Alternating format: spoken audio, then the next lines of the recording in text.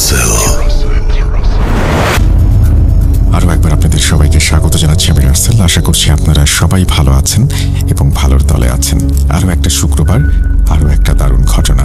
কথা না বাড়িয়ে সরাসরি ঘটনায় যাব, চলুন শুরু করা যাক। ঘটনাটি যিনি পাঠিয়েছেন তিনি এটার নাম দিয়েছেন লোহার দরজার ওপারে। তারপর তিনি লিখছেন, আসসালামু আলাইকুম সবাইকে, আমি লোপা। লেখালেখির সঙ্গে আমার সখ্যতা, কিন্তু জীবনে এমন একটি অধ্যায় রয়েছে যা কখনো কলমের মুখ দেখতে দেয়নি। বিষয়টা এমন নয় যে আমি বলতে পারতাম না, বরং সাহস পাইনি। হয়তো ভয় ছিল, হয়তো লজ্জা, আবার হয়তো ভাবতাম লোকে বিশ্বাসই করবে না। কিন্তু আজ মনে হলো আর চুপ থাকা উচিত নয়, কারণ এটি আমার খালাতো বোনের জীবনের একটি বাস্তব ঘটনা। একসময় ভেবেছিলাম ঘটনাগুলো নিয়ে বই লিখব, পরে মনে হলো ভূত.com-এ লিখে অন্যদের সঙ্গে ভাগ করে নিই, কারণ এই অভিজ্ঞতা শুধু আমাদের নয়, অনেকেই এমন কিছু অনুভব করেন কিন্তু বলতে ভয় পান। ঘটনাটি একটু বড় হবে, কারণ পুরোটা যদি না বলা হয় তাহলে এর গভীরতা বোঝানো যাবে না। আমার সেজু খালার জীবনের এক সত্য ঘটনা আজ আপনাদের শোনাতে চলেছি। এই ঘটনাটি শুধু ভয়ের নয়, এটা এক বিষণ্ণ বাস্তবতা, যেখানে ভাগ্য, বিশ্বাস আর অদ্ভুত অদৃশ্য শক্তির মিশ্রণে তৈরি হয়েছে এক ভৌতিক অধ্যায়। ঘটনাটা শুরু হয় খালার বিয়ে নিয়ে।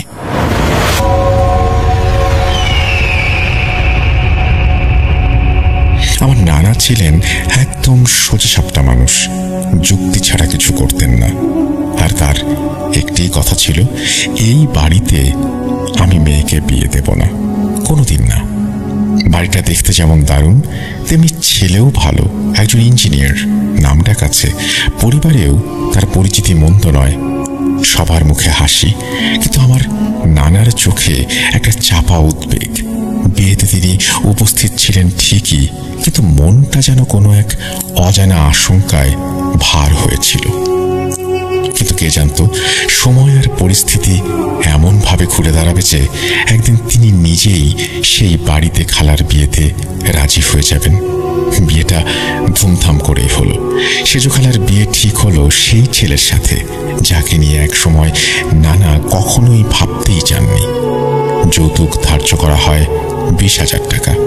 সেই সময়ে এই টাকার পরিমাণ ছিল অনেক। খালার বিয়ের পর খালু তাকে নিয়ে চলে গেলেন ঢাকার সাভারে। খালুর চাকরির সুবাদে ওইখানেই পোস্টিং ছিল তখন। জীবনটা ভালোই চলছিল, হয়তো খুবই ভালো।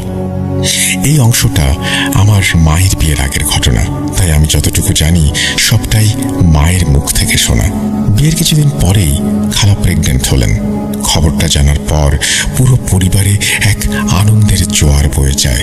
খালার মুখে ছিল সেই বিশেষ আভা, যেটা হয়তো সব মাই অনুভব করেন যখন তাদের ভেতরে আর একটা জীবন বেড়ে ওঠে। প্রথম সন্তান, প্রথম মা হওয়ার অভিজ্ঞতা, তাই মা বাবার কাছে থাকতে চাইলেন তিনি। খালুও তখন খালার ইচ্ছাকে গুরুত্ব দিয়েছিলেন, তাই ডাক্তারের পরামর্শ ও পরিবারের চাওয়াতেই খালা বাবার বাড়ি বরিশালে ফিরে এলেন।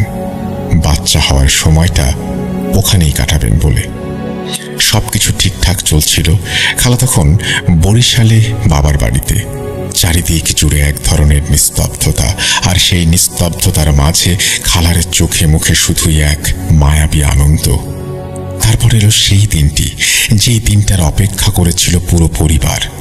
খালা জন্ম দিলেন এক অসাধারণ সুন্দর মেয়ে শিশুর।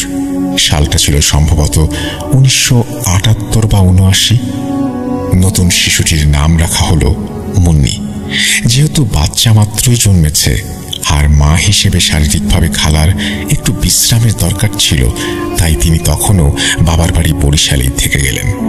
এটা একেবারেই স্বাভাবিক ব্যাপার ছিল। বরিশালের নিস্তরঙ্গ দিনগুলো কাটছিল মুন্নিকে ঘিরে। সেজু খালা তখনও বাবার বাড়িতে। নতুন মায়ের দায়িত্ব, আদর, ক্লান্তি আর ভালোবাসা ভরা দিনগুলো। ঠিক তখনই একদিন ঢাকা থেকে এলো এক দুঃসংবাদ। যেটা ঝড় তুলল পুরো পরিবারের বুকের ভেতর। সেটি হচ্ছে খালুর বিয়ে হয়ে গেছে আর একজনের সাথে। আর সেই নারী কোনো সম্মানিত পরিবার থেকে আসেননি, একজন কাজের মেয়ে। শোনা মাত্রই নানুবাড়ির পুরো পরিবেশ থমকে গেল। এক মুহূর্তে যেন সবকিছু স্তব্ধ হয়ে গেল। নানা, নানি, খালা কেউ যেন ঠিক বুঝে উঠতে পারছিলেন না এটা কি সত্যি নাকি কারো রটানো গুজব। এক নতুন মা, একটা ছোট্ট মেয়ে, আর সেই মাঝপথে এরকম একটি ছোঁয়াচে সত্যের আঘাত। তখন পুরো পরিবার যেন একরকম ধাক্কা খেল। কিন্তু এই দুঃসময়ে যিনি সবচেয়ে দৃঢ়, সবচেয়ে স্পষ্ট ছিলেন, তিনি ছিলেন আমার নানা। নানা কোনো রকম দ্বিধা না করে খুব স্পষ্ট ভাষায় বলে দিলেন, এই লোক আর কখনো আমার মেয়ের ঘরে ফিরতে পারবে না। ওর সাথে কোনো সম্পর্ক নেই, থাকবেও না। আমি আমার মেয়েকে ওর কাছে যেতে দেব না, এই জীবনেও না। খালুর প্রতারণা মেনে নেয়ার প্রশ্নই উঠছিল না।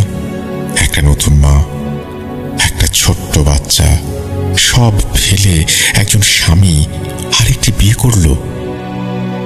আমার নানা রীতিমতো আদালতের দ্বারস্থ হলেন, মামলা করলেন। ম্যাজিস্ট্রেটের আদেশে খালুকে ধরে আনা হলো আদালতে। আদালতের ভেতর নানার চোখে ছিল রাগ, ঘৃণা আর অপমানের জ্বালা। সবাই চুপ, শুধু একটি প্রশ্ন ভেসে রইল বাতাসে, বাচ্চাটার কি হবে? এই প্রশ্ন শুনে আদালতের পরিবেশ ভেঙে গেল না, ভেঙে গেল আমার নানার বুকটা। তবুও তিনি দাঁড়িয়ে বললেন, তুমি যা করেছ, তারপরে আমি আমার মেয়েকে তোমার কাছে পাঠাবো না, কিছুতেই না।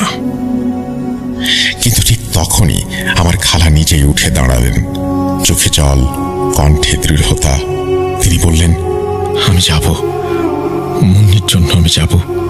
আমার সন্তান তার বাবার পরিচয় ছাড়া বড় হবে, আমি সেটা চাই না। এই কথা শুনে আমার নানার অবস্থা কেমন যেন ছিন্ন ভিন্ন হয়ে গেল। তিনি আর সহ্য করতে পারলেন না। নানা তখন মাথা নিচু করে বসে পড়েছিলেন।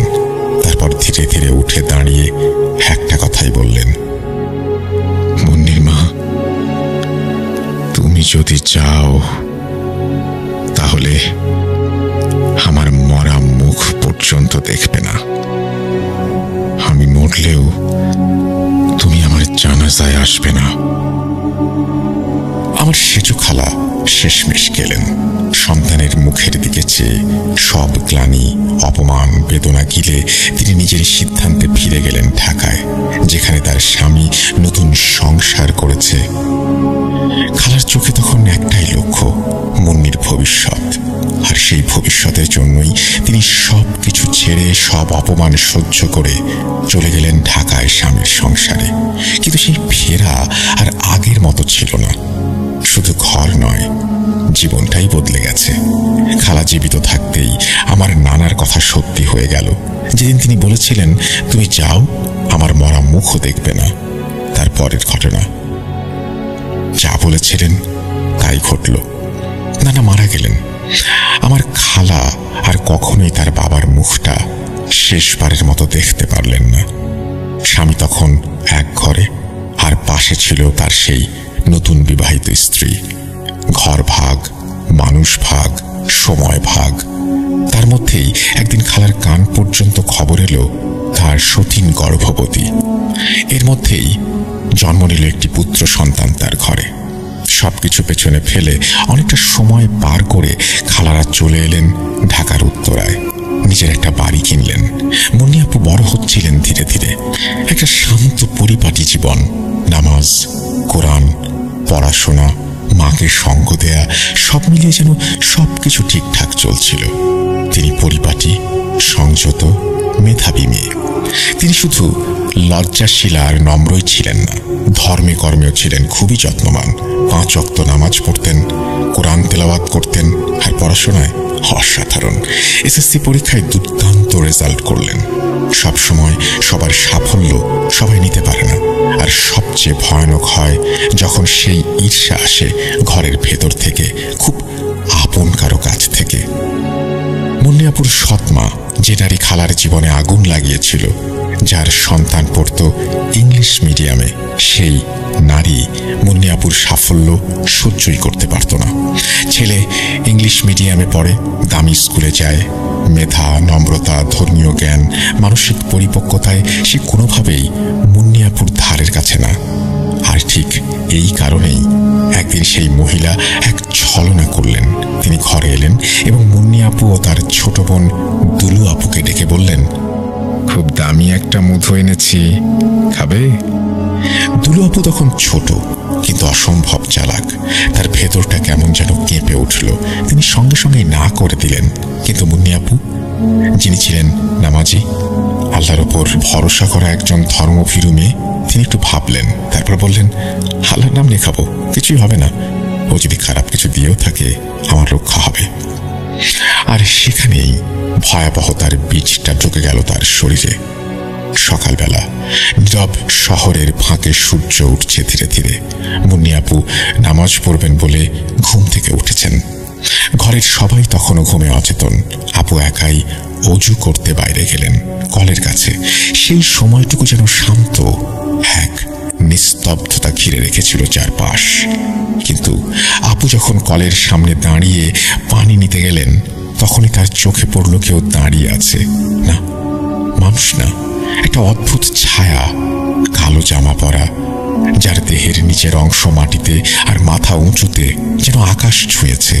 তিনি থমকে গেলেন। চোখে বিশ্বাস হলো না। ভুল দেখছেন না তো? ছায়াটা একটুও নড়ছে না, শুধু তাকিয়ে আছে। নিচ থেকে ওপর পর্যন্ত একটানা নীরব নিঃশ্বাসহীন ছায়া। মুন্নিয়াপু মুহূর্তেই বোঝেন এটা কোনো মানুষ না, এটা কোনো রকম দুঃস্বপ্ন নয়, এটা সত্যি। তিনি দৌড়ে ঘরে ঢুকে পড়েন, দরজা বন্ধ করে দেন। কয়েকদিন পর থেকেই মুন্নিয়াপুর আচরণে একটা অদ্ভুত পরিবর্তন লক্ষ্য করা যায়। প্রথমে বোঝা যাচ্ছিল না ঠিক কি হচ্ছে। একদিন তিনি চুপ করে বসে আছেন, সামনে খোলা বই, কিন্তু কিছু লিখছেন না। মা জিজ্ঞেস করলেন, মুন্নি, তুই পড়ছিস না কেন?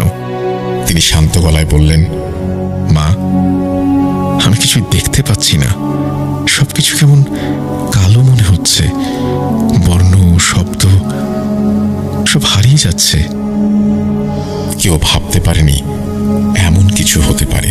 সবকিছু হারিয়ে যাওয়ার মাঝেও মুন্নিয়াপু যেন একবার নিজের সমস্ত শক্তি এক করে তুলে ধরলেন। চোখে কিছুই দেখেন না, তবুও তিনি এসএসসি পরীক্ষা দিলেন। সেই পরীক্ষাগুলো যেখানে অন্যরা চোখে দেখে, পড়ে, লিখে তারপর পরীক্ষা দেয়, তিনি শুধু আল্লাহর নাম নিয়ে কলম ধরেছিলেন। আর হ্যাঁ, তিনি ভালো ফলও করেছিলেন। কিন্তু তারপর আর কিছুই আগের মতো থাকেনি। এরপর থেকে মুন্নিয়াপু ধীরে ধীরে বদলে যেতে লাগলেন। শরীরে নয়, মনে, চেতনায়, আত্মায়। বই খুললেই তিনি ছিঁড়ে ফেলতেন।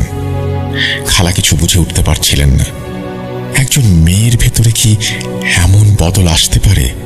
এমনকি কারো নামাজ পড়তে দেখলেও তিনি অস্থির হয়ে যেতেন। চোখ লাল, মুখে অদ্ভুত ভঙ্গি, আচরণ অস্বাভাবিক। এই সময়টায় মুন্নিয়াপু নিজের বাবা ছিলেন চুপ। নতুন সংসার, নতুন স্ত্রী, নতুন সন্তান, সব মিলিয়ে তিনি হয়তো নিজেই দূরে সরে গিয়েছিলেন ধীরে ধীরে। আমার বাবা, যিনি তখন আশেপাশে সবচেয়ে বুঝতার মানুষ ছিলেন, তিনি হাল ছাড়েননি। তিনি যা যা করা সম্ভব সবকিছু করেছেন। ডাক্তার দেখিয়েছেন, চোখের ডাক্তার, নিউরো, সাইকিয়াট্রিস্ট, কবিরাজের কাছেও নিয়ে গেছেন। তারা তাবিজ দিয়েছেন, ধোঁয়া দিয়েছেন, পানি পড়া দিয়েছেন, হুজুরও ডেকে এনেছেন যারা রুকাইয়া করে, কোরআনের আয়াতে ঝাড়ফুঁক করে। কিন্তু কিছুই কাজ করল না। সবকিছু করে ফেলেও যখন মুন্নিয়াপুর অবস্থার উন্নতি হচ্ছিল না, আমার বাবা আবার চিকিৎসকের শরণাপন্ন হলেন। সবার সঙ্গে পরামর্শ শেষে একজন ডাক্তার বললেন, মেয়ের বিয়ে দিন, ওর বয়স হয়েছে, মানসিক চাপ কমবে, নতুন একটা পরিবেশ, দায়িত্ব, ভালোবাসা সব মিলিয়ে ভারসাম্য ফিরে আসতে পারে। ঠিক তখনই যেন আল্লাহর রহমতের মতো একটা বিয়ের প্রস্তাব এসে গেল। সুন্দর ও সম্ভ্রান্ত একটা প্রস্তাব। ঢাকার সাভারে একমাত্র ছেলের সঙ্গে মুন্নিয়াপুর বিয়ে। ছেলেটি একজন ব্যবসায়ী, ভদ্র, শিক্ষিত, স্বভাব ভালো, সম্পদ আছে। ছেলেটি নিজে এসে মুন্নি আপুকে দেখে গেলেন। মুন্নি আপুকে জিজ্ঞেস করা হলো, তিনি এক দৃষ্টিতে তাকিয়ে বললেন, হোক, যদি বিয়ে দিলে ভালো হয়, হোক। পরিবার থেকে অনেক ভেবে চিনতে, দোয়া করে, কান্না চেপে মুন্নি আপুর বিয়ে ঠিক করে দিল। সব দুঃস্বপ্নের মাঝেও একটা দিন ছিল যেদিন আমরা সবাই চেয়েছিলাম মুন্নি আপুর জীবনে নতুন আলো আসুক।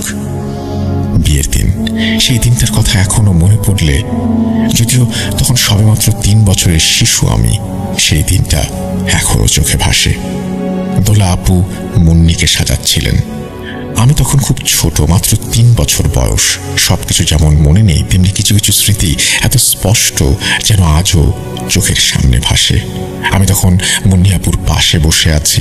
আপু খুব চুপচাপ সেজেছেন সবুজ কাতান শাড়িতে, মাথায় ঘোমটা। বিয়ের ঘর, চারিদিকে মানুষের গুঞ্জন, কেউ খাচ্ছে, কেউ ছবি তুলছে। ঠিক তখনই সেই নারী এলেন, একজন কালো বোরকা পরা মহিলা। চুপচাপ এলেন, কেউ বুঝে উঠল না তিনি কার পরিচিত। এসে আপুর পাশে বসে গেলেন। তিনি ধীরে ধীরে আপুর দিকে তাকিয়ে কথা বললেন, কি যেন বললেন। আমি পাশেই ছিলাম। মা বা খালারা হয়তো রান্না আর আতিথেয়তায় ব্যস্ত ছিলেন, তাই কেউ এই অপরিচিত নারীর উপস্থিতি নিয়ে মাথা ঘামাননি। আরো অদ্ভুত ব্যাপার হলো, কখন যেন উনি চলেও গেলেন। চুপচাপ এসেছিলেন, চুপচাপ চলে গেলেন। কেউ ডাকলো না, কেউ বিদায় দিল না। বিয়ের সময় তো অনেকেই আসে যায়, তাই হয়তো কোনো চোখে পড়েনি। কিন্তু হঠাৎ করে আপু ফিস ফিস করে কিছু বলতে শুরু করলেন। না, কারো দিকে তাকিয়ে না, নিজের মতো করে, অজানা ভাষায়, অজানা সুরে বিড়বিড় বিড়বিড় কিছু একটা আওড়াচ্ছেন। চোখে তাকানোর ভঙ্গি বলে দিল, শরীরটা একটু বাঁকা করে বসেছেন তিনি। কণ্ঠটা ভারী, স্পষ্ট নয়। সেই মুহূর্তে তার একজন ননদ এগিয়ে এসে জিজ্ঞেস করলেন, ভাবি, কি পড়ছেন আপনি? ঘরের কেউ ঠিক বুঝে উঠতে পারল না আপুর কণ্ঠে কোরআনের সূরা নাকি অন্য কিছু, তাও বোঝা যাচ্ছিল না। আপুর মা শান্ত গলায় বললেন, ভয় করছে হয়তো, তাই সূরা পড়ছে। একটা খুবই সহজ, স্বাভাবিক বইয়ের লজ্জা বা ভয়ের ব্যাখ্যা, কিন্তু বাস্তব ছিল ভিন্ন। যেই কণ্ঠস্বর মুন্নির মুখ দিয়ে বের হচ্ছিল তা তার নিজের মতো ছিল না। একটা ধীর, অচেনা, কেঁপে ওঠা গলা, যেন কেউ অন্য ভাষায়, অন্য গ্রহ থেকে কিছু আওড়াচ্ছে। তারপর আপু হঠাৎ বলে উঠলেন, আমি বিয়ে করব না, খুলে ফেলো এগুলো, খুলে ফেলো। কথাগুলো স্পষ্ট, নিঃশব্দ। ঘরে যেন বজ্রপাত হলো। তিনি নিজের গায়ের সব গয়না, সাজসজ্জা টেনে টেনে খুলতে লাগলেন।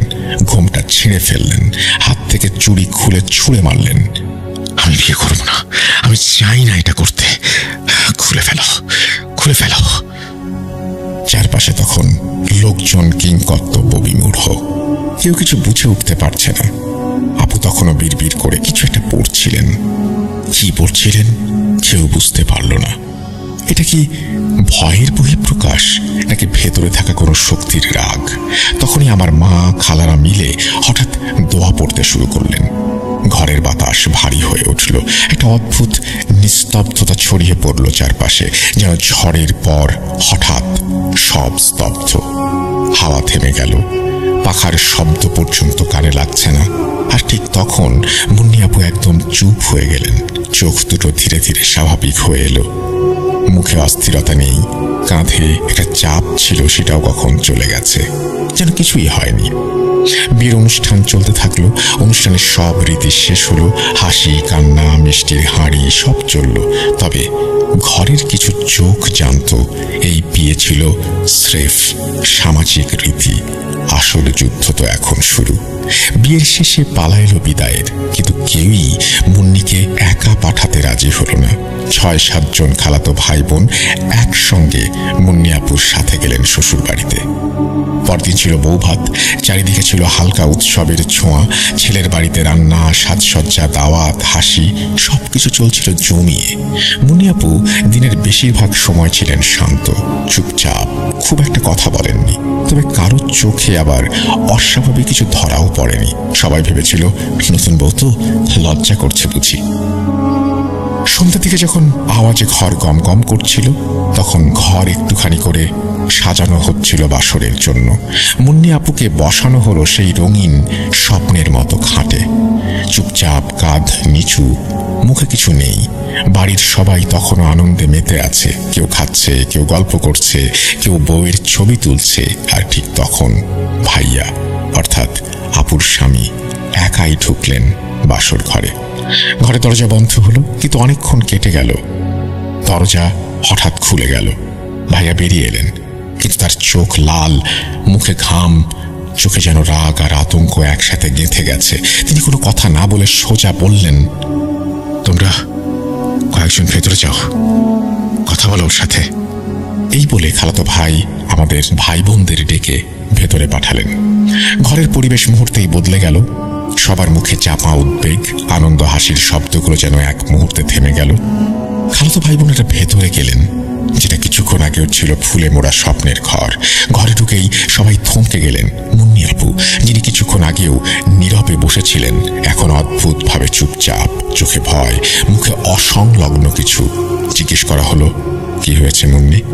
কিছু উত্তর এলো। ভাষা ছিল শিউরে ওঠার মতো, অস্বাভাবিক বার্তা। আমি থাকবো না, আমি চলে যাব। আমি ওনারে বাবা ডেকেছি। খালাতো ভাই বোনেরা ভেতরে ছিলেন। তাদের ডাক শুনে এবার ভেতরে এলেন ভাইয়া ও তার পরিবারের লোকজন। তখনকার পরিবেশটা শান্ত না, উৎসুক না, ভয়ে মোড়া, এক ভারী নিস্তব্ধতায় ভরা। ঘরে ঢুকে সবাই শুনলেন ও দেখলেন ভাইয়া বললেন, আমি ওকে চর মেরেছি, না হলে বাবা ডাকছিল। এই কথা শুনে সবাই বাকরুদ্ধ। কেউ এমন কিছু আশা করেনি। তখন মুন্নি আপু খুব মুখ তুলে বললেন, আমার নাক ফুল খোলো, খুলে দাও এটা, আমি এটা পড়তে চাই না। নাক ফুল খুলে দিতে বলার পরপরই মুন্নি আপু হঠাৎ করে নিস্তেজ হয়ে গেলেন। কেউ কিছু বুঝে ওঠার আগেই আপু অচেতন হয়ে পড়লেন। কণ্ঠ স্তব্ধ, শরীর নিথর, চোখ বন্ধ। তৎক্ষণাৎ তাকে হাসপাতালে নিয়ে যাওয়া হলো।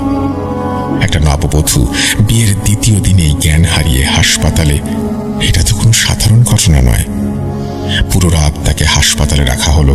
স্যালাইন, চেক আপ, ডাক্তার সবকিছু করলেন, কিন্তু ডাক্তারের রিপোর্টে কিছুই ধরা পড়ল না। সবকিছু নর্মাল। সকাল হতেই তাকে বউ ভাতের আগে আবার বাড়িতে ফিরিয়ে আনা হলো, কারণ স্টেজ সাজানো ছিল, দাওয়াত দেয়া ছিল মেহমানদের। আপুকে আবার সাজানো হলো, আর সেই বউ ভাতের মঞ্চে বসানো হলো যেন কিছুই হয়নি। আপু চুপচাপ বসেছিলেন। বউ ভাতের অনুষ্ঠান শেষ, মেহমানরা চলে গেছেন। ক্যামেরা, পোলাও, কোরমা সব শান্ত। আপু স্টেজ থেকে নেমে এসেছেন। চোখে ঘুম আর ক্লান্তি, কিন্তু ভেতরে এক অসম্পূর্ণ যন্ত্রণা। তখনই ওর ননদেরা এসে বললেন, আজকে ওকে নিয়ে যান, একটু নিজের বাড়িতে থাকুক, ঘুরে এলে সব ঠিক হয়ে যাবে। মুন্নি আপু মাথা নিচু করে বললেন, আমি কোথাও যাব না, ডিভোর্স না দিয়ে আমি এই বাড়ি ছাড়ব না। ঘরটা স্তব্ধ, কারণ সবাই জানে এই কথা মুন্নির নয়। ভাইয়া ও তার পরিবারের লোকজন কেউ বোঝাতে চাইলেন, কেউ করুণা দেখালেন, কেউ রাগ ছাড়লেন, কেউ খালাদের বললেন, আপনারা নাটক করছেন, নিজের মেয়ের পাগলামি চাপাচ্ছেন। কেউ বললেন, মেয়েকে বাড়ি নিয়ে যান, নাহলে পুলিশে দেব। রাতের দীর্ঘ যুদ্ধ শেষে অবশেষে পরিবার মুন্নি আপুর ডিভোর্স করিয়ে তাকে ফিরিয়ে আনলো। কি শর্তে, কিভাবে, কেউ প্রশ্ন করেনি। ডিভোর্সের পরদিন সকাল থেকে মুন্নি আপু নিজেকে আটকে রাখলেন বাড়ির একটা স্টোর রুমে। ঘরটা ছোট, বাতাস চলাচলের কোনো রাস্তা নেই। দেয়ালের চারপাশে পোকা, ধুলো, পুরনো জিনিসপত্র, আর দরজা লোহার। না জানালা, না ভেন্টিলেশন, না কারো দেখার সুযোগ। আপু দিনের পর দিন সেখানে থাকেন, না খেয়ে, না পানি খেয়ে, না কারোর সঙ্গে কথা বলে। সবাই ভয় আর কান্নার মধ্যে শুধু দরজার কাছে গিয়ে দাঁড়াতেন, কিন্তু ভেতর থেকে একটা শব্দ আসত না। না কান্না, না কথা, না সাড়া, শুধু থমথমে নীরবতা। আর সেই লোহার দরজার ওপাশ থেকে একটা চাপা উপস্থিতি। 1 মাসের মাথায় মুন্নি আপু বেরিয়ে এলেন সেই লোহার ঘর থেকে। একজন আত্মার মতো হাঁটছিলেন। চোখে কোনো আলো নেই, মুখে কোনো রং নেই, গায়ের ওজন কমে গেছে, গাল ভেতরে ঢুকে গেছে, চোখ বড় হয়ে গেছে। আর সবচেয়ে ভয়াবহ যে ব্যাপারটা সেটা হচ্ছে নিজের মাথার চুল নিজেই ছিঁড়ে ফেলেছেন, মাঝখানে ফাঁকা হয়ে গেছে, চুলের গোড়া খুলে গিয়েছে টানাটানিতে। তিনি শুধু বলতেন, চুলে খুব বিরক্ত লাগে। রাতে আবার ঢুকে গেলেন সেই ঘরে, সেই লোহার দরজার পেছনে। ঘরের সবাই তখন তাকে আর ডাকেন না, কারণ ততদিনে সবাই হার মেনে নিয়েছেন। লোহার দরজার ওই পাশে এক সময়ের মুন্নি আছে কিনা তা কারো আর বিশ্বাস হয় না। না খাবার, না পানি, না গোসল, না আলো, না শঙ্খ। মুন্নিয়াপু যখন বেরিয়ে আসতেন, গায়ে পরিচ্ছন্ন জামা, কোনো গন্ধ নেই, ঘাম নেই, শুধু ওজনটা কমে যেত, চোখ বসে যেত, গাল শুকিয়ে যেত, কাঁধ থেকে জামাটা ঢিলে হয়ে যেত। কিন্তু তবুও 3 মাস একজন মানুষ অন্ধকার ঘরে কিভাবে কাটাতে পারে? না কেউ খাবার নিতে পেরেছে, না কেউ ভেতর থেকে কোনো শব্দ শুনেছে। সেই 3 মাস পরে হঠাৎ দরজা খুলে গেল। ওকে দেখে মনে হচ্ছিল যেন এক পরিচর্যিত আত্মা ফিরেছে, যাকে মানুষ দেখার সুযোগ পায়নি, কিন্তু কেউ যেন তাকে দেখে রেখেছিল। এক ফোঁটা পানি না খেয়ে 3 মাস কিভাবে বাঁচল সে? আর যদি থাকেই, এত পরিষ্কার থাকলো কিভাবে? এর উত্তর আল্লাহ জানেন। ভেতরে কি হয়েছিল তাকে কেউ জিজ্ঞেস করলো না, কিছু কেউ সাহস করেনি, কিন্তু ও নিজেই বলল। শান্ত গলায় মাথা নিচু করে মুন্নিয়াপু বললেন, আমার স্বপ্নে একজন হুজুর এসেছেন, সাদা জামা পরা, নরম মুখ, চোখে নূর। তিনি বললেন, তুমি ভালো হয়ে যাবে, কিন্তু তোমাকে আমার কাছে আসতে হবে। ঘরে সবার চোখে বিস্ময়। তুমি জানো উনি কে? কেউ একজন জিজ্ঞেস করল। না, আপু বললেন। কিন্তু উনি বললেন উনি সিলেটে থাকেন, আমাকে যেতে হবে, উনি আমার জন্য কিছু একটা রেখেছেন। মুন্নিয়াপু আবার শান্ত, কোনো উত্তেজনা নেই, কোনো উন্মাদনা নেই। ওই হুজুর আমাকে ডেকেছেন, আমি যাব। পরদিন সকাল হঠাৎ ফোন এলো। খালা বললেন, মনকে খুঁজে পাচ্ছি না, কোথাও নেই, ঘরের দরজা খোলা, কেউ কিছু জানো?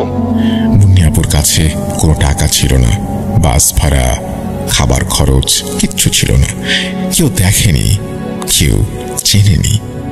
এইভাবে একটা মেয়ে ঢাকা থেকে সিলেটে পৌঁছাবে কিভাবে, তাও একা? 2 দিন পর আপু ফিরে এলেন, চুপচাপ, মাথা নিচু। মা জিজ্ঞেস করলেন, কোথায় ছিলি? মুন্নিয়াপু বললেন, সিলেট গিয়েছিলাম, ওই হুজুরের কাছে যিনি স্বপ্নে এসেছিলেন।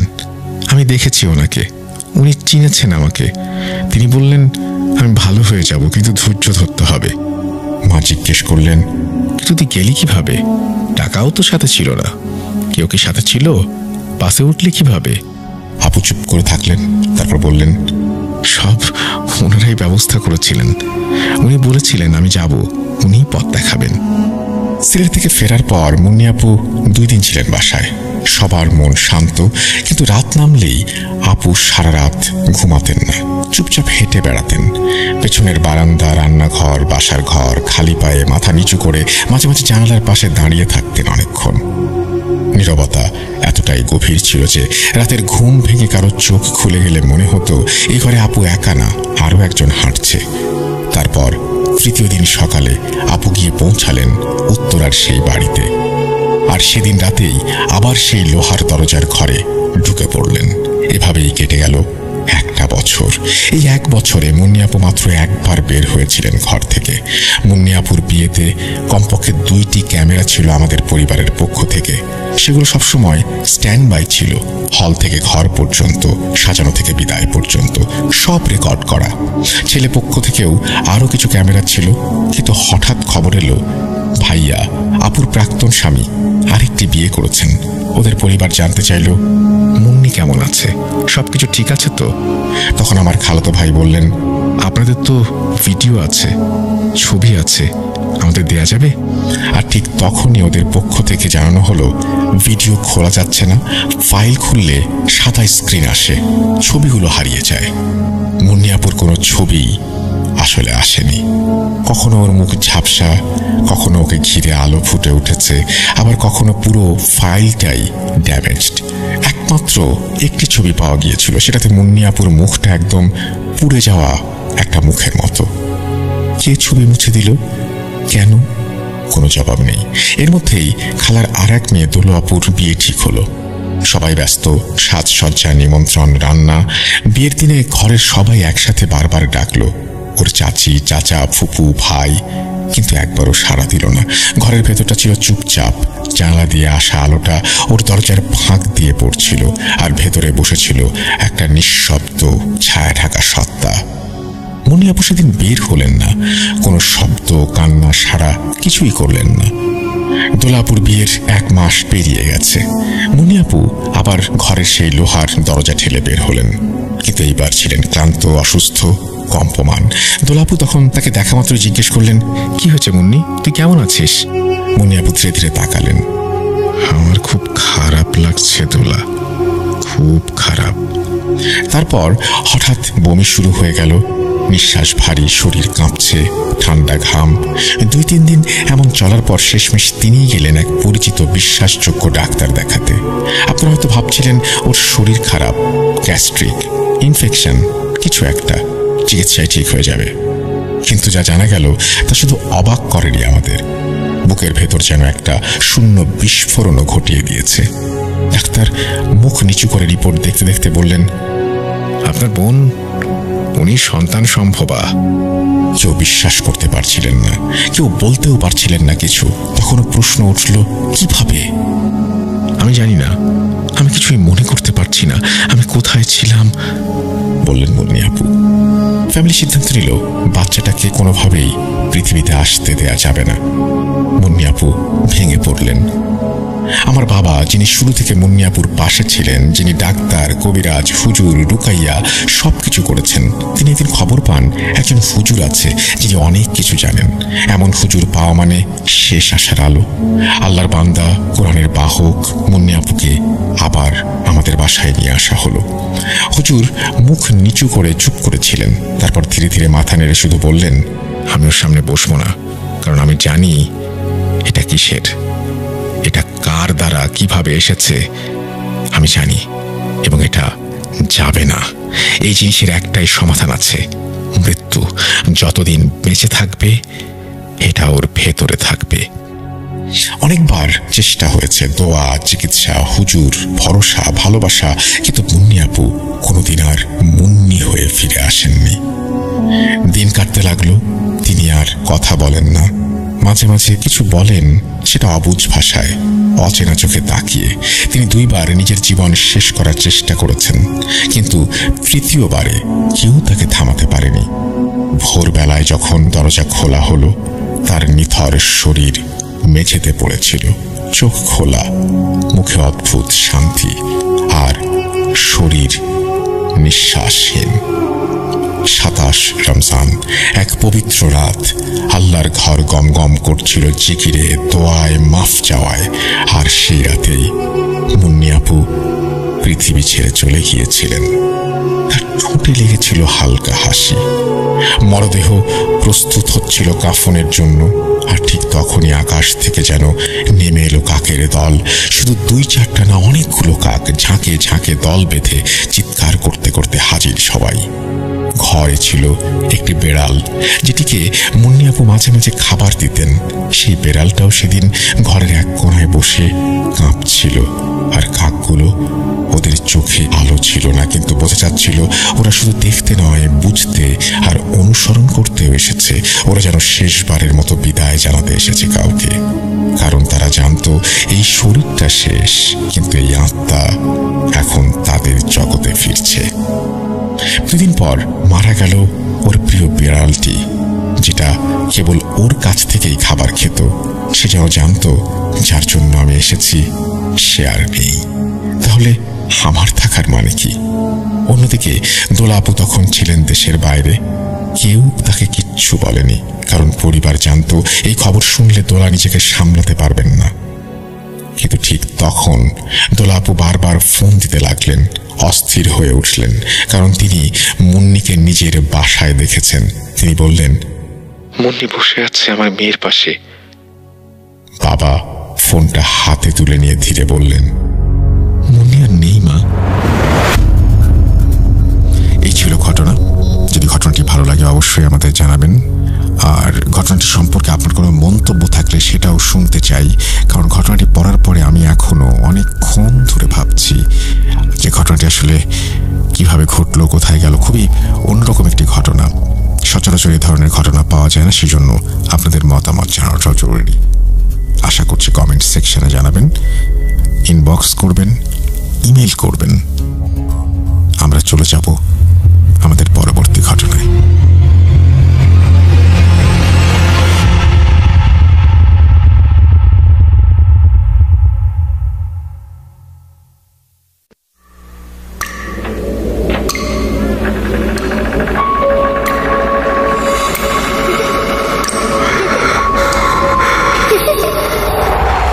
লুকোচুরি খেলবে?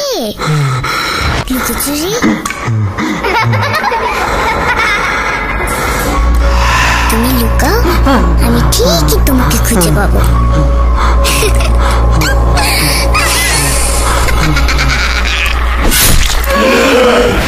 ভূত.com with Russell।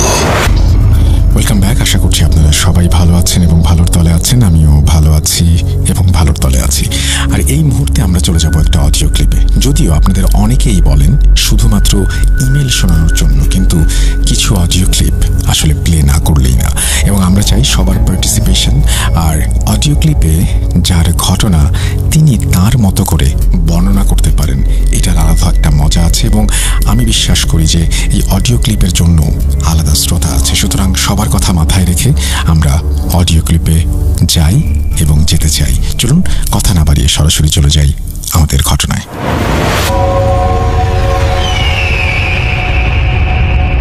আসসালামু আলাইকুম রাসেল ভাই। আল্লাহর অশেষ রহমতে আলহামদুলিল্লাহ ভালো আছি। আশা করি আপনিও ভালো আছেন, কেননা আপনি সবসময় ভালোর দলে থাকেন। আমি মোহাম্মদ রাজীব ইসলাম বলতেছি, বরিশাল মেহেন্দিগঞ্জ থেকে। আমি এখন বর্তমানে গুলশান 2 নম্বর একটা ছোটখাটো জব করতেছি।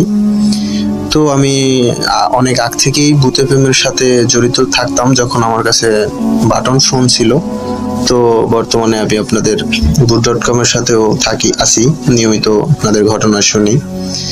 তো চিন্তা করলাম যে শুধু শুধু ঘটনা শুনলেই তো আর হবে না, তো যদি একটা ঘটনা আমিও আমার মাধ্যমে ভূত.com এ যায়, তো নিজেকে আসলে অনেক সার্থক ভাবতাম। সেই ক্ষেত্রে আমার এক মামার কাছ থেকে 2টা ঘটনা শোনা, এক জেলে ভাইয়ের। তো জেলে ভাইয়ের নাম ছিল শহীদুল ইসলাম। তো তিনি প্রতিদিনের মতোই জেলে ছিল, তো প্রতিদিন জাল বাইতো। তো তার সাথে আরেকটা লোক ছিল, তার নাম ছিল ঠিক আমার মনে নেই। তো 2 জনের কথা ছিল যে রাত্রে 1-1:30টার দিকে তো তাদের জাল বাবার জোবা ছিল। তো সেই অনুযায়ী তাদের কথা ছিল যে সবাই যাতে ঠিক টাইমে যেন তাদের নৌকায় আইসা পড়ে। যে বাবা সেই কাজ। তো শহীদুল ইসলাম সে ভাবলো যে শুধু শুধু বাসা থেকে তো আর লাভ নাই, তো তার চেয়ে বরং আমি নদীতেই চলে যাই। তো নদীর পাড়ে তাদের নৌকা ছিল, সেখানে সে অনেকক্ষণ শুয়েছিল। সে বাঁশি বাজাতে যেন সে শুয়ে অনেকক্ষণ বাঁশি বাজাতে লাগলো। তো বাঁশি বাজাতে বাজাতে অনেকক্ষণ সময় হয়ে যায়। যাওয়ার পরে দেখতেছে যে তার সাথে যাওয়ার কথা ছিল সে এখনো আসেনি। রাত প্রায় 1টা থেকে 1:30 বেজে গেছে। তাদের যে সময় জাল ফালানোর, মাছ ধরার, ওই সময় ওভার হয়ে যাইতেছে। তো তখন সে চিন্তা করলো, তার পাশেই ছিল নদীর কাছেই তার শ্বশুর বাড়ি ছিল, প্রায় 15 থেকে 20 মিনিট পথ। তো চিন্তা করলো যে শুধু শুধু নদীর পাড়ে বসে থেকে তো লাভ নেই, তার চেয়ে বরং আমি শ্বশুর বাড়ির দিকে রওনা দিই। যে বাবা সেই গাছ, সে তার বাঁশিটা হাতে নিয়ে সে হাঁটতেছিল। আর রাত প্রায় তখন 1:30 কি 1:45টার মতো বাজে। তো শ্রীপুরে, মেহেন্দিগঞ্জের শ্রীপুরে একটা মোল্লাবাড়ি নামে একটা জায়গা আছে। তো ওই জায়গাটা যারা শুনতেছে, যদি শ্রীপুরের কেউ থাকে অবশ্যই চিনবে।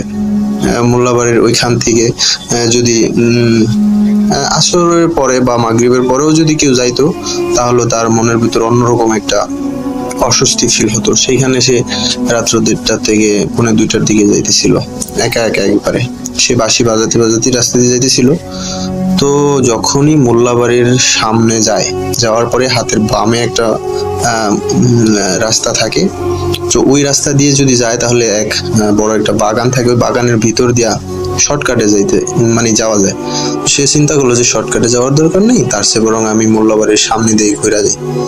তো যে বাবা সেই কাজ, সে কি করলো, ওই মোল্লাবাড়ির সামনে দিয়ে যখন যাইতেছিল, যখন হাতের বামে মোড় না নিয়ে সোজা যাওয়া ধরছিল, তো কিছু দূর যাওয়ার পরেই সে দেখতে পাইতেছিল যে অনেক সুন্দর তিনটা মেয়ে অনেক সুন্দর দাঁড়িয়ে আছে, উল্টো দিকে ফিরে দাঁড়িয়ে আছে। তো শহীদুলের মনের ভিতরে আবার একটু শয়তানি বুদ্ধি ছিল। আগের অনেক মানুষ, ঘটনা প্রায় 10 থেকে 15 বছর আগের, তো বুঝতে পারতেছেন যে আগের মানুষের সাহস অন্যরকম ছিল। তো যেই বাবা সেই কাজ, সে কি করলো, সে আস্তে আস্তে আস্তে আস্তে ওইখান থেকে যাইতেছিল। তো যাওয়ার সময় যখনই তাদেরকে, ওই 3টা মেয়ে ছিল নাকি পুরী ছিল জানি না, তাদেরকে যখনই ওভারটেক করতেছিল, তখনই মাঝখানে যে মেয়েটা থাকে, ওই মেয়েটা তাকে তার হাতটা খপ করে ধরে ফেলে পিছন থেকে। তখনই ওই শহীদুল কি করলো, শহীদুল ভয় পেল না তেমন একটা, আগেরই মানুষ, সেও ঘুরে দাঁড়ালো, ঘুরলো, ফিরা তাকাইছে তাদের দিকে।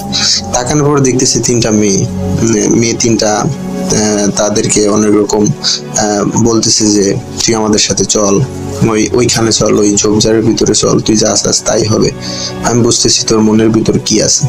তো শহীদুল চিন্তা করলো যে না, এখন যদি আমি ওদের সাথে যাই তাহলে আমার কপালে দুঃখ আছে। শহীদুল কি করলো, ওদের সাথে কথা বলতেছে আর উল্টো দিকে হাঁটতেছে, আর 2-3 মিনিট যদি যায় তাহলে তাদের বাড়ির দরজা পড়বে।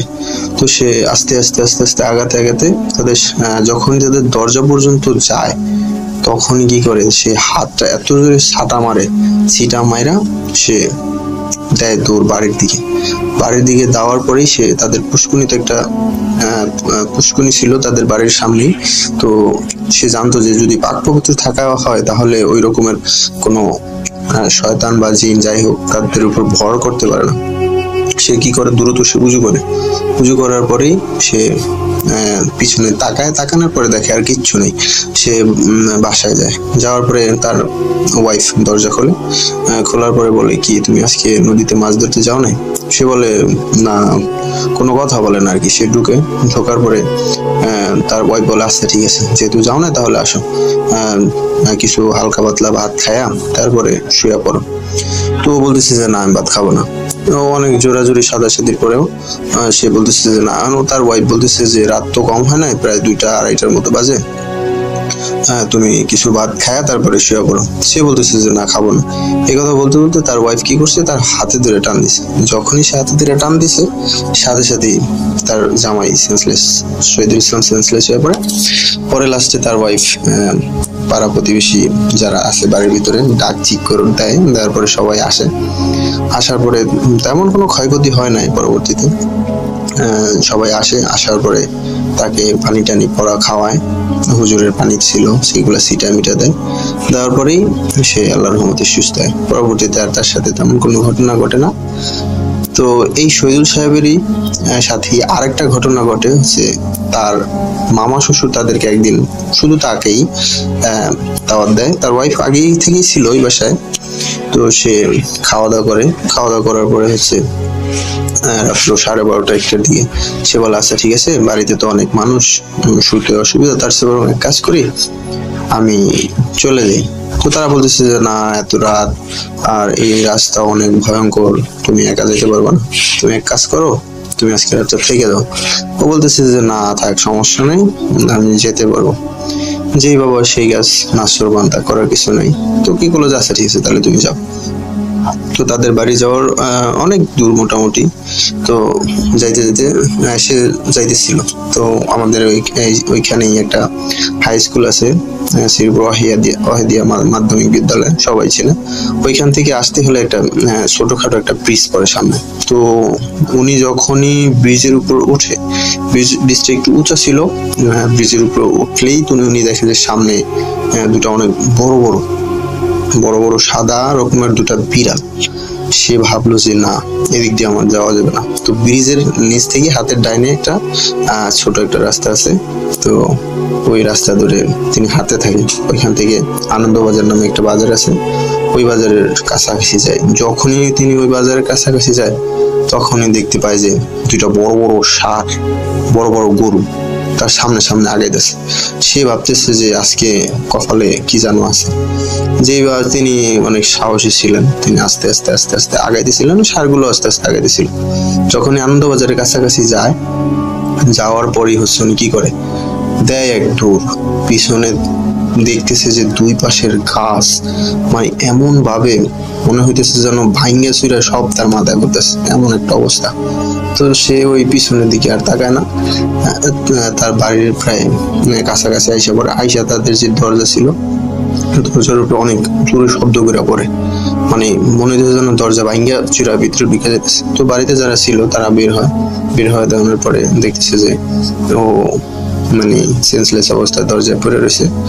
তো তারপর তারা হুঁশ ফিরানোর পরে জিজ্ঞাসা করে যে কি হয়েছে। তো বললো যে এই রকমের কাহিনী হয়েছে। তো রাসেল ভাই, এই ছিল আমার ঘটনা। আমার কাছে আরো অনেকগুলো ছোট ছোট ঘটনা আছে।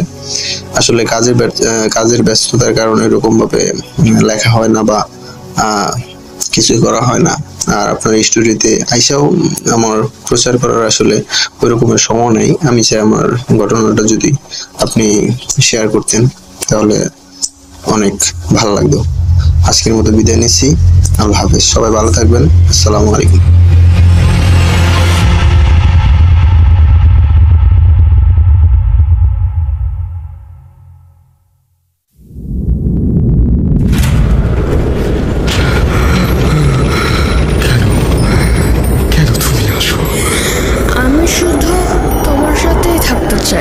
কিভাবে সম্ভব?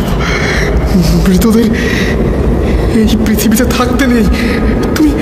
তুমি চলে যাও প্লিজ, চলে যাও। সবটাই কি ইলুশন, নাকি অন্য জগতের কেউ কখনো হাজির হয়ে যায় চোখের পলকে? ভূত.com with Russell। Welcome back. আপনাদের সবাইকে স্বাগত জানাচ্ছি আমি রাসেল। আশা করছি আপনারা সবাই ভালো আছেন এবং ভালোর দলে আছেন।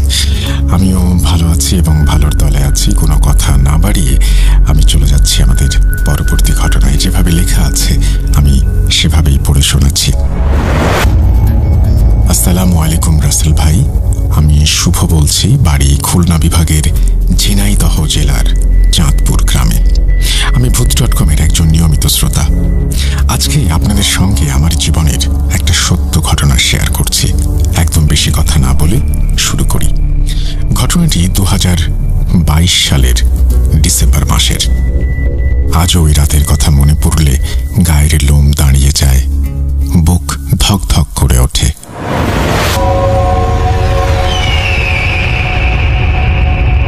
আমাদের বাড়ির পাশ দিয়ে একটা নদীর শাখা বয়ে গেছে, আর ঠিক তার গা ঘেঁষেই একটা পুরনো শ্মশান ঘাট।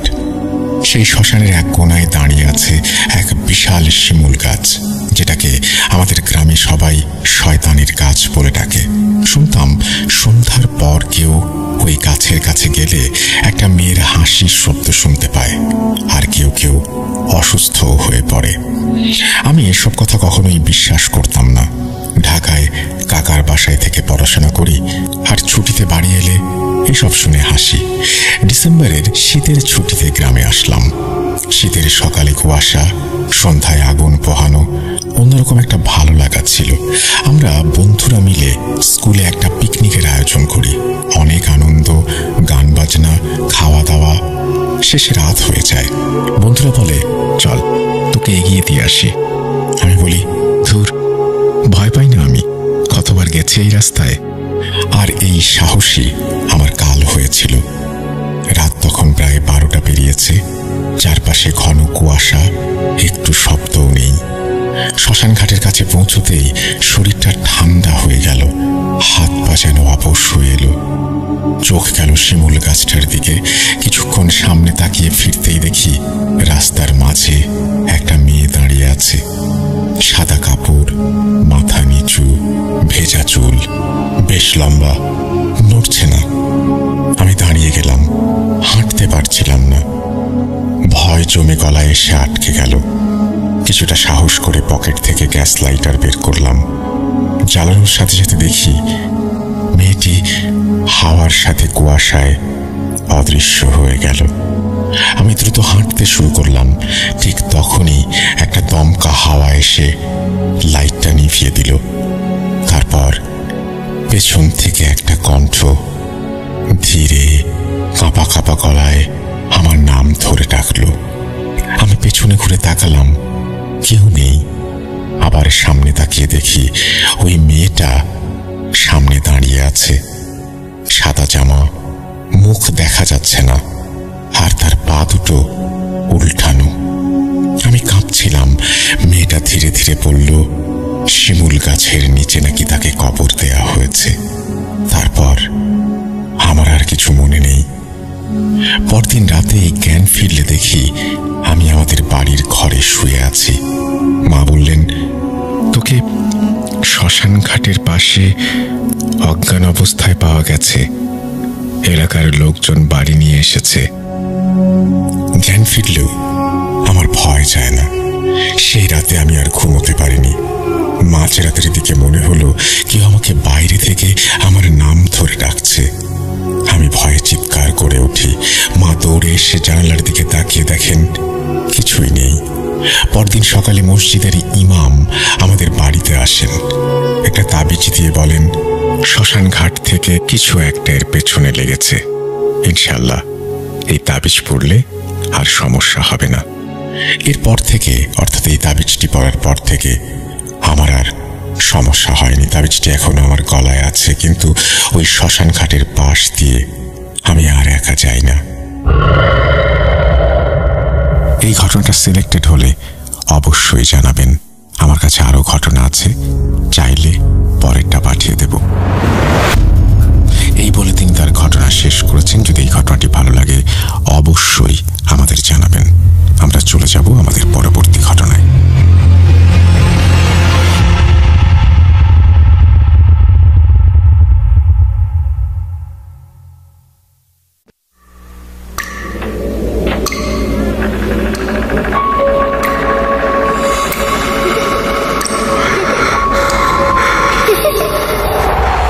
লুকোচুরি খেলবে? লুকোচুরি?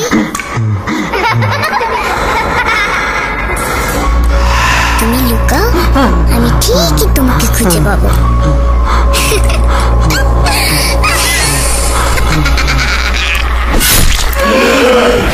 Voot.com with Russell.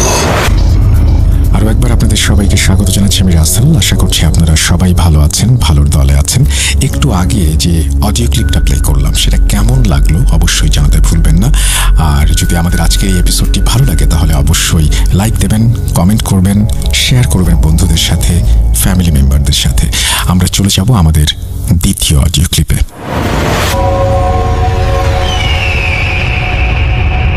আসসালামু আলাইকুম রাসেল ভাই, কেমন আছেন? আশা করি ভালো আছেন। আমি জাহিদ শাহরিয়ার বলতেছি নোয়াখালী থেকে, কিন্তু বর্তমানে আমি এখন আমেরিকান প্রবাসী। তো রাসেল ভাই, আজকে আমি যে ঘটনাটা শেয়ার করতে চাচ্ছিলাম সেটা হচ্ছে একটা কালো জাদু নিয়ে আর কি, আমার পরিবারের সাথেই ঘটা। তো আমি এখন বলতেছি, যদি ভালো লাগে অবশ্যই শেয়ার করবেন। তো ভাই, মেন কাহিনীটা হচ্ছে আমাদের পরিবার আলহামদুলিল্লাহ, আমার আব্বু, আমার বড় ভাইয়া, ওনাদের ইনকাম ছিল একটু ভালো। তো ভাইয়ের একটা সমস্যা ছিল যে ভাইয়ার যেটাই পছন্দ হইতো ভাইয়া ওটাই আপনার বাসায় নিয়ে আসতো। এই ধরেন কোনো ভালো শাকসবজি, মাছ, ধরেন ভালো মতো চলা যায় এমন কোনো জিনিস পাইলে ভাইয়ের ভালো লাগছিল, ভাইয়া এগুলো নিয়ে আসতো।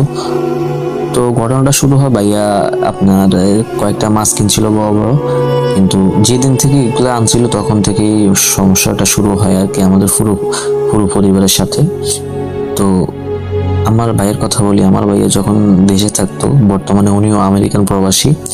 তো উনি যখন দেশে থাকতো, উনি আর মূলত উনি শিক্ষকতা করতো আর সাথে টিউশনি করতো।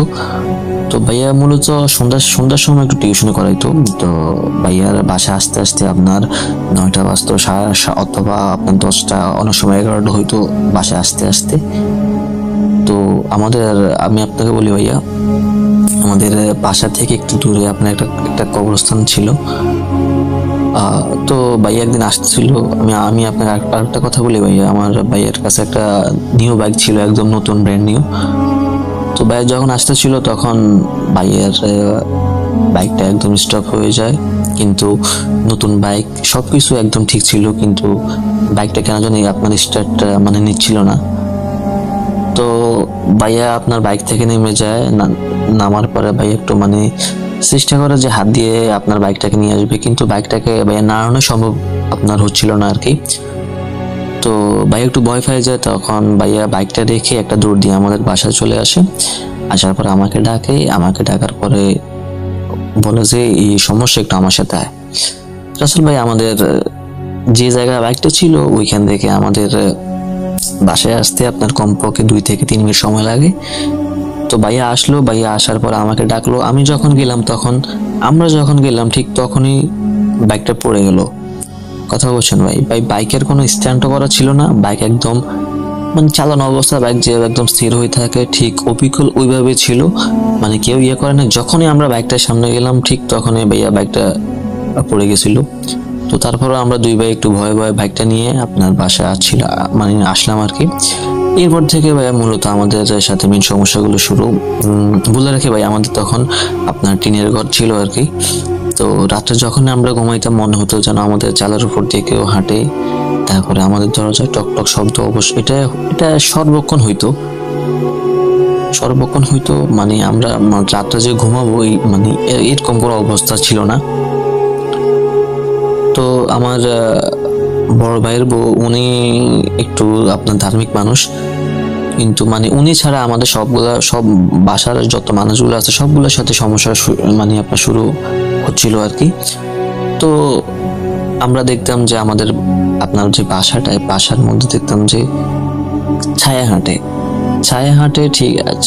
প্রথম আমরা হয়তো ভাবতাম যে আমরা সারাদিন এত পরিশ্রম করি, ক্লান্তির কারণে হয়তো এগুলা দেখতেছি, এটা হইতে পারে, হয়তো বা আমাদের ঘুমের ঘরে এমনটা হইতে পারে। এই ভেবে আমরা কেউ কারোর সাথে এগুলো শেয়ার করতাম না। কিন্তু ভাই আস্তে আস্তে এগুলো বাড়তে শুরু করলো। আপনার ঘুমের মধ্যে দুঃস্বপ্ন দেখা, তারপরে ঠিক মতো ঘুমানো যায় না, আমরা রাস্তাঘাটে হাঁটতে পারি না, এদিক থেকে ঢিল আসে, ওদিক থেকে ঢিল আসে, এক অবস্থা খারাপ। তারপরে এদিকে আপনার কয়েক মাস চলে গেল, ভাইয়ার একটু ফাইন্যান্সিয়াল অবস্থা একদম খারাপ। তারপর আব্বুর একটু অবস্থা একদম খারাপ, আমাদের টাকা সোর্সে একদম নাই। তো ভাই আস্তে আস্তে ঘরে সবার মধ্যে একটু আমি আপনাকে বলি যে আমাদের পুরো পরিবার, আমরা একদম হাসি খুশি পরিবার। আমরা যতজন ফ্যামিলি মেম্বার আছি আমরা সবাই হাসি খুশি ভাবে কথা বলি, একদম হাসি খুশি, আপনার দুষ্টামি সবকিছু হইতো আমাদের মধ্যে। কিন্তু আস্তে আস্তে ধীরে আমাদের পরিবারের সবার মধ্যে আপনার দূরত্বটা বাড়তে শুরু হয়। কেউ আপনার কারোর সাথে কথা বলতোই না। এই খাওয়া দাওয়া হইতো শেষ। আমরা যে একটা হাসি খুশি পরিবার ছিলাম, সবার সাথে কথা বলতাম, মজা করতাম, আমাদের মধ্যে এগুলা একদম বিন্দু পরিমাণ শেষ। আপনাকে বলি ভাই, আমরা 3 ভাই, আমার মেজো ভাই হচ্ছে হুজুর। তো উনি যেহেতু একজন হুজুর মানুষ, ওনার সাথে তো কোনো সমস্যা হয় নাই বলতে গেলে। আমাদের পরিবারের মধ্যে একমাত্র উনি একদম ঠিক ছিলেন, যেহেতু উনি হুজুর, কোরআনে হাফেজ। তো সেহেতু ওনারা তো সমস্যা হয় নাই। আর আমরা বাকি সবগুলা মানুষ এটার জন্য সাফার করছি অনেক।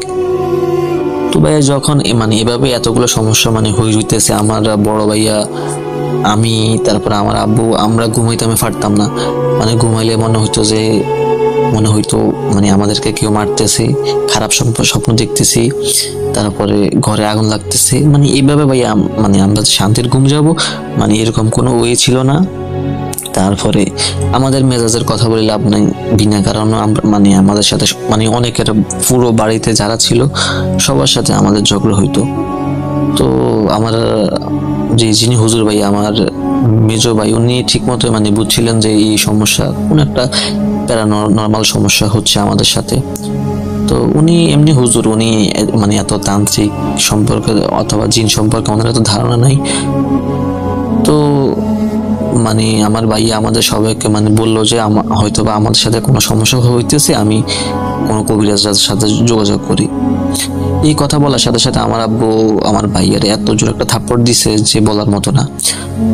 একটা নর্মাল কথা, কিন্তু আমার আব্বু মানে ওনার সাথেও মানে ওই সময়গুলো মানে সবচেয়ে বেশি হচ্ছিল।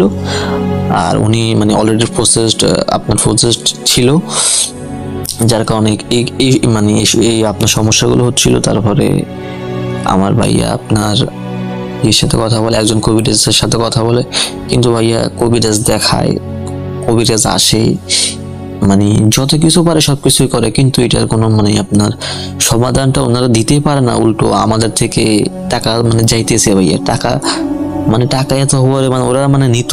শুধু আমরা মানে ভাবতাম যে এটা যে আমাদের একটু শান্তি প্রয়োজন, আমরা মানে এটা থেকে রক্ষা পাইতেছে, আমাদের মেন কথা হলো এটা। তো ভাইয়া মানে এমনি করতে করতে ধরেন আমাদের 6টা 7টা সম্ভবত 6-7টার মতো কবিরাজ দেখানো শেষ, কোনো কিছুই মানে হচ্ছিল না। আপনার এইদিকে আবার মানে আমাদের ভয়াবহতা মানে অনেক বেশি হয়ে গেছিল। আমার বড় ভাইয়ার ওনার সমস্যাটা হচ্ছিল সবচেয়ে বেশি ওনার মধ্যে, মানে উনি শুধু চাইতো যে মানে উনি আত্মহত্যা করুক, মানে আপনার করবে, মানে কখনো আপনার গলায় ফাঁস দেওয়ার ইয়ে করতো, কখনো হাত কাটার ইয়ে করতো, মানে এইভাবে মানে ওনারা মানে আমাদের পুরো পরিবার মানে সবাই চাইতো যেন সবাই আপনার নিজেকে নিজে খুন করে। শুধু আমার মেজো ভাই একটু আপনার সুস্থ ছিল। তো এভাবে চলতে চলতে একদিন একজন তান্ত্রিকের খোঁজ পায় আমার ভাইয়া। উনি তান্ত্রিক বলাটা আমার ঠিক হবে না, উনি একজন আল্লাহওয়ালা মানুষ, একদম হুজুর টাইপের মানুষ ছিলেন। উনি আসলেন, আপনাকে বলি ভাই আমার আবার তুলা রাশি। তো উনি আসলেন, উনি আসার পরে বলতেছেন যে আপনাদের মধ্যে যদি কেউ আপনার তুলা রাশি থাকেন তাহলে আমার সামনে আসেন। তো ভাই যেহেতু আমি তুলা রাশি ছিলাম, আমি গেলাম, যাওয়ার পর আমাকে বললো যে আপনি বসেন, আপনার সামনে আমি 1 গ্লাস পানি রাখবো, আপনি দেখেন আপনি কিছু দেখেন কিনা। তো ভাই মানে এমনিতেই আমি এগুলো বিশ্বাস করি না, কিন্তু উনি বললো যে আচ্ছা ঠিক আছে। আমি বসলাম, বসার পরে উনি একটা কালো কাপড় নিলেন, নিয়ে নেওয়ার পরে আমার চোখে আপনার বেঁধে দিলেন। এরপরে উনি কিছু একটা করলেন, করে আমার চোখে একটু হাত ইয়ে করলেন, দেওয়ার পরে বললো যে আপনি কি কিছু দেখেন? আসলে আমি তখন আমি কিছুই দেখি না, দেখতেছি আমার চোখ বাঁধা, একদম অন্ধকার। কিন্তু হঠাৎ করে আমি দেখতেছি ভাই আমার সামনে বিশাল একটা কি বলে এটাকে, একটা মাঠের মতো একটা জিনিস দেখা যাচ্ছে। আর এই জায়গার মধ্যে একজন ধবধবে সাদা কাপড় পরিহিত একজন মানুষ, দেখতে আপনার আলেমের মতো মনে হচ্ছিল, একজন হুজুর মানুষ। আমি শুধু মানে দেখতেছি একজন হুজুর দাঁড়িয়ে আছে। তো যিনি কবিরাজ উনি আমাকে বলতেছে আর কি, আপনি কি কাউকে দেখতেছেন? তা আমি বললাম যে হ্যাঁ, আমি তো দেখতেছি একজন হুজুর মানুষ টাইপের মানুষ, উনি আমাকে সালাম দিছে মাত্র। তো বললো যে আচ্ছা ঠিক আছে, আপনি সালামের উত্তর নেন, উত্তর নেওয়ার পরে আপনার সমস্যার কথা বলেন। তো ভাই আমি যেহেতু এখন আমার চোখের সামনে দেখতেছি, আমি সালামের উত্তর নিলাম। উত্তর নেওয়ার পরে বললাম যে দেখেন হুজুর, আমাদের সাথে এই সমস্যা হচ্ছে। তো হুজুর বললো আচ্ছা ঠিক আছে, আমি দেখতেছি, আপনি ইয়ে করবেন না, আপনি তাকাই থাকেন। তো ভাই কিছুক্ষণ পরে মানে দেখতেছি মানে অনেকগুলো কালো কালো আপনার কাপড় পরা মানুষ, কি এটা মানুষ কিনা আমি জানি না, কাপড় পরা আপনার অনেকগুলা, মানে ওই হুজুরটা যিনি প্রথমে আমার সাথে মানে কথা হয়েছিল আমার চোখ বাঁধা অবস্থায়, উনি সবগুলো নিয়ে আসলেন, বললেন যে দেখেন এইগুলা। হ্যাঁ, আমি বললাম যে হ্যাঁ ঠিক আছে, ঠিক, জি হুজুর, আমি তো দেখতেছি সবগুলো কালো কালো মানুষ। বললো যে এটা কালো মানুষ না, এরাই হচ্ছে জিন, এরা আপনাদেরকে সমস্যা করতেছে। সমস্যা না, আমি এদেরকে হত্যা করে ফেলবো, আপনারা এগুলো চিন্তা করিয়েন না। তো রাসেল ভাই আমি দেখলাম যে হুজুর মানে শুধু হাত নাড়াইতেছেন, আর কালো কালো মানুষগুলো শুধু উদা হচ্ছে, এইটাই, আমি আর কিছু দেখি নাই। মানে এইভাবে শেষ হলো, আমি এত কিছু মাথায় নিয়ে নিই। তারপর রাসেল ভাই এগুলো শেষ, হুজুরে আমার এখনো মনে আছে হুজুরকে আমরা দিছি আপনার 50,000 টাকা, অনেকগুলো টাকা। তারপরে ধরেন আমরা একটু আপনার সুস্থিত ছিলাম যে আলহামদুলিল্লাহ হয়তো এবার আমরা এটা থেকে মুক্তি হয়ে গেছি। কিন্তু রাসেল ভাই যখন উনি গেল, হুজুর আমাদেরকে বললো যে আর কোনো সমস্যা নাই, যে আপনারা এখন এখান থেকে মুক্ত। তো রাসেল ভাই আমি আপনার রাত্রেবেলা খাওয়া দাওয়া করে আপনার শুয়েছিলাম রাত্রে 10টায়। যেহেতু মনের মধ্যে একটু ভয় আছে, আমি নামাজ কালাম পড়ে তারপরে আমার ফোনের মধ্যে আয়াতুল কুরসি ছেড়ে দিয়েছিলাম। দেওয়ার পরে আমি একটু মাত্র শুইলাম আর কি। তো শোয়ার পরে আমার আয়াতুল কুরসিও শেষ। হঠাৎ করে আমার মনে হলো যেন আমার পাশে কেউ আপনার বসে আছে। তো আমি যখন আমার আমার একটা স্বভাব হচ্ছে ভাই, আমি যদি শুই আমার পুরো শরীর আমি একদম কম্বল দিয়ে ঢেকে শুই। এবার একটা শীত হোক গরম হোক আমার এই অভ্যাসটা আছে আর কি। তো আমি যখন আমার কম্বলটা সরাই দেখি আমার ডান পায়ের পাশে একজন বসে আছে, বাম পায়ের পাশে একজন বসে আছে, আমার ডান কাঁধে একজন, বাম কাঁধে একজন, আমার একদম আমার আপনার পাশে করে আছে, বসা আছে। তো ভাই রাসেল ভাই বিশ্বাস করবেন কিনা আমি জানি না, আমি মাত্র শুইছি, আমার আয়াতুল কুরসিটা শোনা মাত্র শেষ, একটু শেষ হয়েছে। শেষ বলতে গেলে একবার শোনা শেষ, কিন্তু আমি যখনই দেখলাম যে আয়াতুল কুরসিও বন্ধ হয়েছে, আমি দেখলাম যে আমার চারপাশে চারটা সবগুলো কালো, একদম কালো অবয়ব। তো আমি তো দেখে ভাই একদম ভয় পেয়ে গেছিলাম। এটা স্বাভাবিক ব্যাপার, যে কেউ আপনার ভয় পাবে। কিন্তু রাসেল ভাই আমি ওই যে আয়াতুল কুরসিটা আপনার শুনছিলাম না, ওইটা শোনার পর আমি শুধু বুকে একটা হালকা একটা ফু দিছিলাম। এখন আমি দেখতেছি যে আমার চোখ একদম খোলা, কিন্তু আমি হাত পা নাড়াইতে আপনার পারতেছি না। যখনই আমি আপনার দেখতেছি এগুলো, আমি দেখতেছি এরা শুধু আমার ভিতরে ঢোকার ট্রাই করতেছে, কিন্তু আমি কেন জানি ওরা ফাটতেছে না, ওরা ইয়ে করতেছে, ঢোকার চেষ্টা করতেছে, কিন্তু কোন একটা শক্তি যেন মনে হচ্ছে ওদেরকে ধাক্কায় ফালাই দিচ্ছে। রাসেল ভাই আমি একটু ভয় পেয়ে গেছিলাম। তো যেহেতু তখন আমি আপনার ইন্টারমিডিয়েটের স্টুডেন্ট, তো সেহেতু একটু হলে আমার সাহস ছিল। তারপরে ভাই এগুলা অনেকক্ষণ তার আপনার সহ্য করা যায় না। আমার আব্বু ছিল আমার পাশের রুমে, আমি আব্বুকে ডাক দিলাম। আব্বুকে ডাক দেওয়ার সাথে সাথে এগুলো সব উদাও হয়ে গেছিল। তো আব্বু আসলো, আব্বু আসার পরে আমাকে বললো যে বাবা কি হয়েছে তোমার, তুমি মাত্র না শুইলা? তা আমি বললাম যে না আব্বু এমনি কোনো সমস্যা হয়নি। আমি চাই না আর কি আপনার রাতের বেলা পরিবারকে আবার এগুলো বলে ওনার সমস্যা আমি এগুলো চাই নাই। তো ভাইয়া আমি আবার আপনার আয়াতুল কুরসিটা আবার পরে আবার আমি শুয়ে গেছিলাম। শুয়ে যাওয়ার পরে আপনার আমি আর শিওরলি মনে নাই, হয়তো বা ধরেন 1 থেকে 2 ঘন্টা হইব।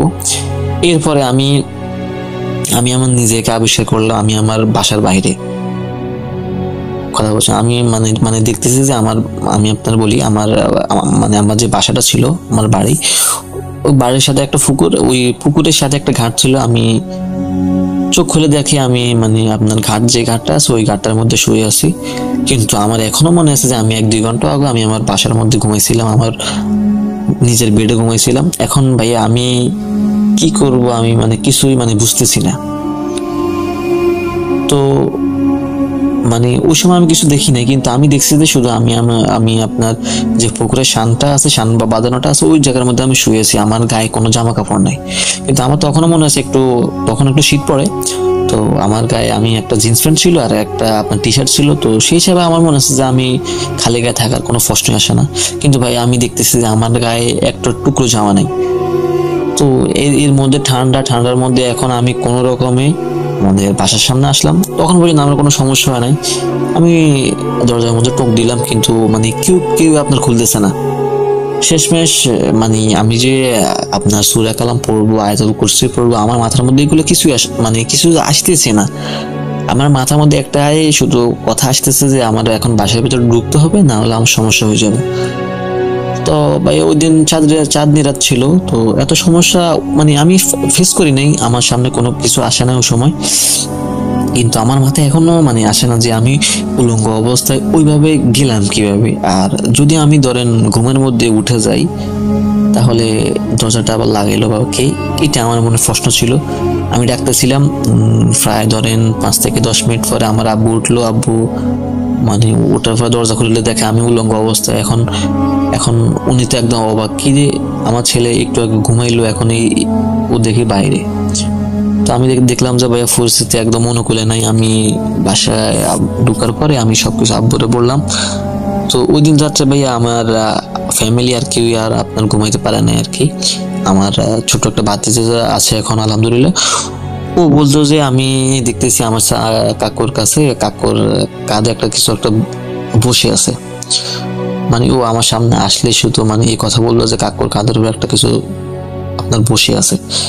তো ভাইয়া ওই সময় আমি এত পরিমাণ ভয় পাইছি যে কি বলবো, এটা আমার কাঁধের উপর কেউ একজন বসে আছে আর আমি দেখতেছি না, কিন্তু আমার ভাতিজা দেখতেছে। তো ভাইয়া পরে আমার আত্মীয়ের মধ্যে একজন হুজুর মানে আপনার হুজুর আছে আর কি, উনি যে তান্ত্রিকগিরি করে অথবা কবিরাজি করে এটা কেউ মানে জানতো না। তো পরের দিন আমার আব্বু ওনার সাথে কথা বলে যে ভাই এই সমস্যা, যদি কোনো তান্ত্রিক থাকে আমাদেরকে বলেন, আমাদের সহ্য হচ্ছে না আমাদের। তো উনি বলেছে ঠিক আছে আপনারা বাসায় যান, আমি আগামীকালকে আসবো, আগামীকালকে আসার পরে দেখবো আমি আপনাদের জন্য কিছু করতে পারি কিনা। তো উনি আসলেন, উনি আসার পরে আমি জানি না ভাইয়া কি হলো, উনি মানে সবকিছু আমার মাধ্যমে উনি করাইছেন। উনি বললেন যে বসার পরে উনি কি যেন পড়লেন, পড়ার পরে আমার আবার চোখ বাঁধার পরে বললেন যে আচ্ছা ঠিক আছে তুমি এবার দেখো, তুমি কিছু দেখো কিনা। তা আমি দেখলাম যে সে আগের মতোই, আগের বারে হুজুর যেভাবে মানে আমার সাথে করছিল ঠিক একইভাবে, কিন্তু এবার হুজুরটা ভিন্ন, উনি একদম সুটাম দেহি, ওনার সাথে আরো কয়েকজন ছিল। আমি হুজুরকে দেখার পরে আমি দিলাম সালাম। তো উনি বললো যে আপনারা চিন্তা করবেন না, আপনি চোখ বন্ধ করে থাকেন, আমি আপনাদেরকে কিছু দেখাবো। তো ভাই আমি দেখতেছি যে আমাদের যে বাসাটা আছে মানে আমাদের একটা সোফা ছিল, সোফার ভিতরে একটা তাবিজ আছে। তো আমার চোখ একদম বন্ধ। তো যে ওই যে জিন হুজুরটা উনি আমাকে আপনার বলতেছে আর কি যে আপনি এক কাজ করেন, আপনি বন্ধ অবস্থা আপনি এখন তাবিজটা নেন। তো ভাই আমি তাবিজটা নিলাম, নেওয়ার পরে এখন আমার চোখ বন্ধ, কিন্তু আমি কিভাবে যেন খুঁজতে আপনার তাবিজটা নিয়েছিলাম আর কি। তো নেওয়ার পরে বললো যে এবারে আপনি হুজুরকে দিয়ে দেন, হুজুরে সবকিছু করবো। তো আমি যে তান্ত্রিক আমি তো মানে দিয়ে দিয়েছি ওনাকে। তো উনি কি যেন করলো, করার পরে ভাইয়া শুধু আমার একটা মানে ফু দিছে। ফু দেওয়ার সাথে সাথে আমার মনে হলো যেন আমার ভিতর থেকে কয়েকশো মন ওজন শেষ। তো ভাইয়া তো আমরা তান্ত্রিককে জিজ্ঞেস করলাম আর কি সমস্যা কি, কেন আমাদের সাথে এগুলো হইলো। তো তান্ত্রিক বলে যে দেখেন আপনাদের উপরে জিন চালান দেওয়া হয়েছিল, প্রায় 20,000-এর উপরে জিন আপনাদেরকে চালান দেওয়া হয়েছে, আর সবচেয়ে বেশি আপনার জিন চালান দেওয়া হয়েছিল আমার উপরে। কারণ ভাই আমি দেখতে একটু আলহামদুলিল্লাহ সুটাম দেহি আছি, তারপর আলহামদুলিল্লাহ সবকিছু একদম ফ্যান্টাস্টিক, বলা যায় যে আমি একদম পারফেক্ট একটা ছেলে। তো ধরেন আলহামদুলিল্লাহ আমি পড়ালেখাও ঠিক আছি, তারপরে আপনার খেলাধুলা, তারপরে আপনার স্টুডেন্ট অবস্থায় আলহামদুলিল্লাহ আমার ইনকাম ছিল ভালো। তো মেইন সমস্যা হচ্ছে আমার ভাইয়ারও উপরও তো মানে করছিল, কিন্তু কেন জানি ভাইয়ার উপরে এত মানে প্রভাবটা পড়ে না, ভাইয়ার প্রভাবটা আপনার পড়ছিল মানে আমার উপরে। তো সবকিছু ঠিক হলো, মানে উনি কি করলো আমাদেরকে করলো, আপনার তাবিজ দিছে। তাবিজ দেওয়ার পরে আলহামদুলিল্লাহ এখন মোটামুটি ভাই আপনার ভালো ছিল। তো আমরা একদিন ওনাকে জিজ্ঞেস করছিলাম আর কি আমাদেরকে করছিল ওগুলা। তো উনি বলছিল যে আপনাদের বাড়ির একজন আছে যে মানে আপনাদেরকে হিংসা করে, আপনার ভাইয়া অথবা আপনি যে বারবার জিনিসগুলা কিনে আনেন না, ওইগুলা মানে ওনাদের মানে এত আপনার পছন্দ হইতো না, আর ওনারা একটু হিংসা করতো, যার কারণে ভাইয়া ওনারা তাবিজ করছিল, আমাদের উপর জিন চালান দিছিল। তো এই ঘটনার পর 5 থেকে 6 মাস পরে আমরা মানে আমাদের বাড়ি ত্যাগ করি। তারপরে আমরা আপনার নোয়াখালীর যে মেইন টাউন মানে আপনার ওইখানে চলে আসি। আমরা বাসা বাড়ায় থাকতাম। তো 2021 সালে আমার ভাইয়া আপনার আমেরিকাতে চলে যায়। আলহামদুলিল্লাহ আমি 2023 সালে আমেরিকাতে উঠি। তো ভাই আলহামদুলিল্লাহ এখন আমরা ভালো আছি, কিন্তু বাড়ির সাথে এখন আমাদের কোনো যোগাযোগ হয় না। আমরা মোটামুটি এখন বাড়ি থেকে বিচ্ছিন্ন। রাসেল ভাই এখনো আমরা একটু ভয় থাকি, কখন না জানি আবার আমাদের উপর কালো জাদু করা হয়, যার কারণে একটু ভয় তো সবসময় থাকি। তো রাসেল ভাই এই ছিল আমার কাহিনী। যদি ভালো লাগে অবশ্যই সবার সাথে শেয়ার করবেন, আর একটু যদি আপনি এটা শেয়ার করেন তাহলে অবশ্যই আমাকে একটু জানানোর আপনার অনুরোধ রইল। রাসেল ভাই আসসালামু আলাইকুম।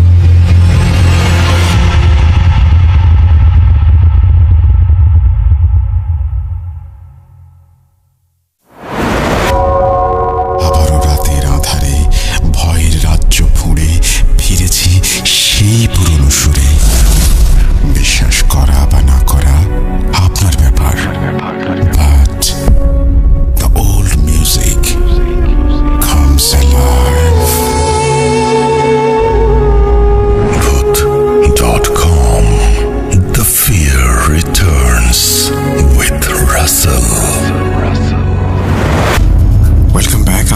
সবাইকে স্বাগত জানাচ্ছি আমি রাসেল। আশা করছি আপনারা সবাই ভালো আছেন এবং ভালোর তলে আছেন। আমিও ভালো আছি এবং ভালোর তলে আছি। কথা না বাড়িয়ে আমরা সরাসরি চলে যাচ্ছি আমাদের পরবর্তী ঘটনায়। যেভাবে লেখা আছে আমি সেভাবেই পড়ে শোনাচ্ছি। কিছু মানুষ অন্ধকারকে শুধু রাতের অংশ ভাবে, কিন্তু কিছু মানুষের জন্য অন্ধকার মানেই আতঙ্ক, অন্ধকার মানেই মৃত্যু। আর এই ঘটনা ঠিক তেমনই এক রাতের, যেদিন অন্ধকার নিজেই যেন এক অ্যাম্বুলেন্সে চেপে মানুষের জীবন গ্রাস করতে এসেছিল। আসসালামু আলাইকুম রাসেল ভাই ও প্রিয় শ্রোতা বন্ধুরা, কেমন আছেন আপনারা? আশা করি আল্লাহর অশেষ রহমতে আপনারা সবাই ভালো আছেন। আমি তালহা, লিখছি ভোলা সদর থেকে। আজকে আমি নতুন একটি ঘটনা নিয়ে উপস্থিত হয়েছি আপনাদের মাঝে। তো আর বেশি কথা না বাড়িয়ে চলুন মূল ঘটনায় যাওয়া যাক। আমার লেখায় অনিচ্ছাকৃত ভুল ত্রুটি থাকলে ক্ষমা সুন্দর দৃষ্টিতে দেখবেন। রাসেল ভাই, আপনাকে অসংখ্য ধন্যবাদ আমার ভোলা থেকে পাঠানো প্রথম ঘটনাটি খুব সুন্দরভাবে পড়ে শোনানোর জন্য। এই ঘটনাটির টাইটেল অন্ধকারের অ্যাম্বুলেন্স।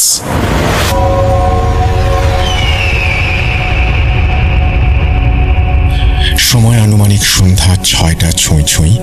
সদর হাসপাতালের পেছনে পুরনো ওয়ার্ডটি বহু বছর ধরে বন্ধ।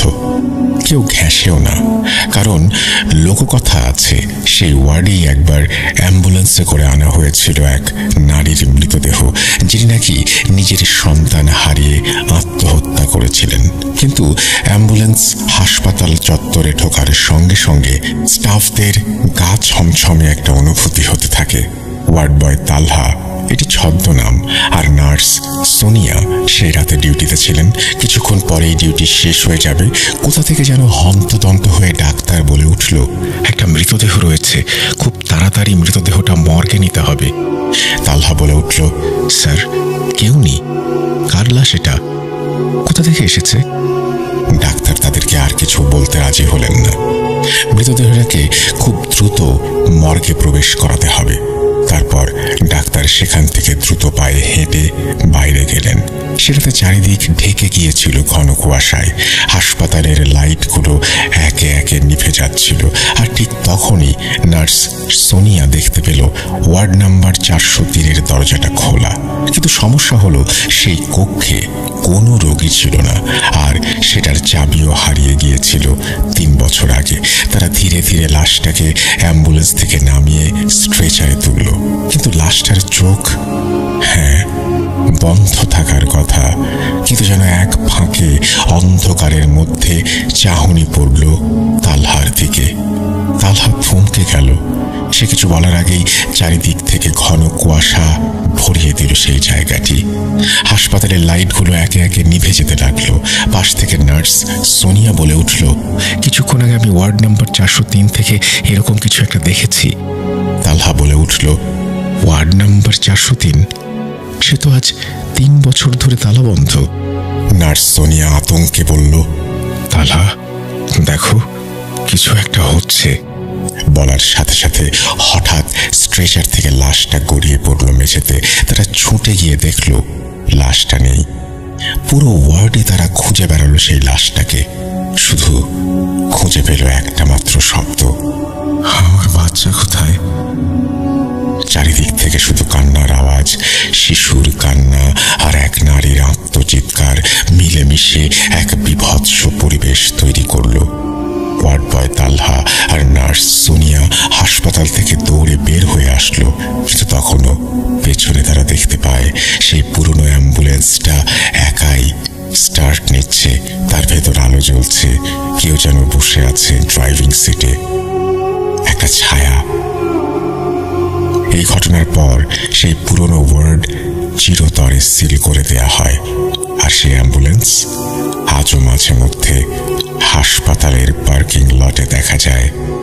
ইঞ্জিন চলছে না, অথচ হেডলাইট চলছে, আর শোনা যায় এক নারীর কণ্ঠ, আমার বাচ্চা কোথায়? ঘটনাটি সিলেক্টেড হলে অনুগ্রহপূর্বক জানাবেন। এই বলেই তিনি তার ঘটনা শেষ করেছেন। যদি ঘটনাটি আপনাদের ভালো লাগে অবশ্যই আমাদের জানাবেন। আমরা চলে যাব আমাদের পরবর্তী ঘটনায়।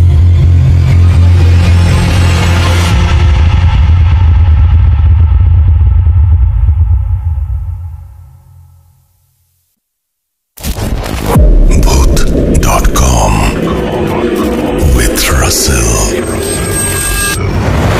আরও একবার আপনাদের সবাইকে স্বাগত জানাই। আমি রাসেল। আশা করছি আপনারা সবাই ভালো আছেন এবং ভালোর দলে আছেন।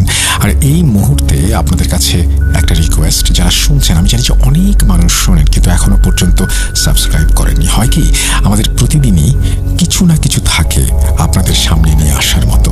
তো যদি আপনি সাবস্ক্রাইব করেন, at least you will get the notification এবং আপনি ডিসাইড করতে পারবেন এটা আপনি শুনবেন কি শুনবেন না। কিছু কিছু জিনিস হয়তো আপনার পছন্দ কিন্তু আপনি মিস করছেন। সো আমি চাইবো আপনি সাবস্ক্রিপশন নিয়ে নিন এবং আপনি সাবস্ক্রাইব করেই ফেলুন। চলুন আমরা কথা না বাড়িয়ে সরাসরি আমাদের তৃতীয় অডিও ক্লিপে যাই।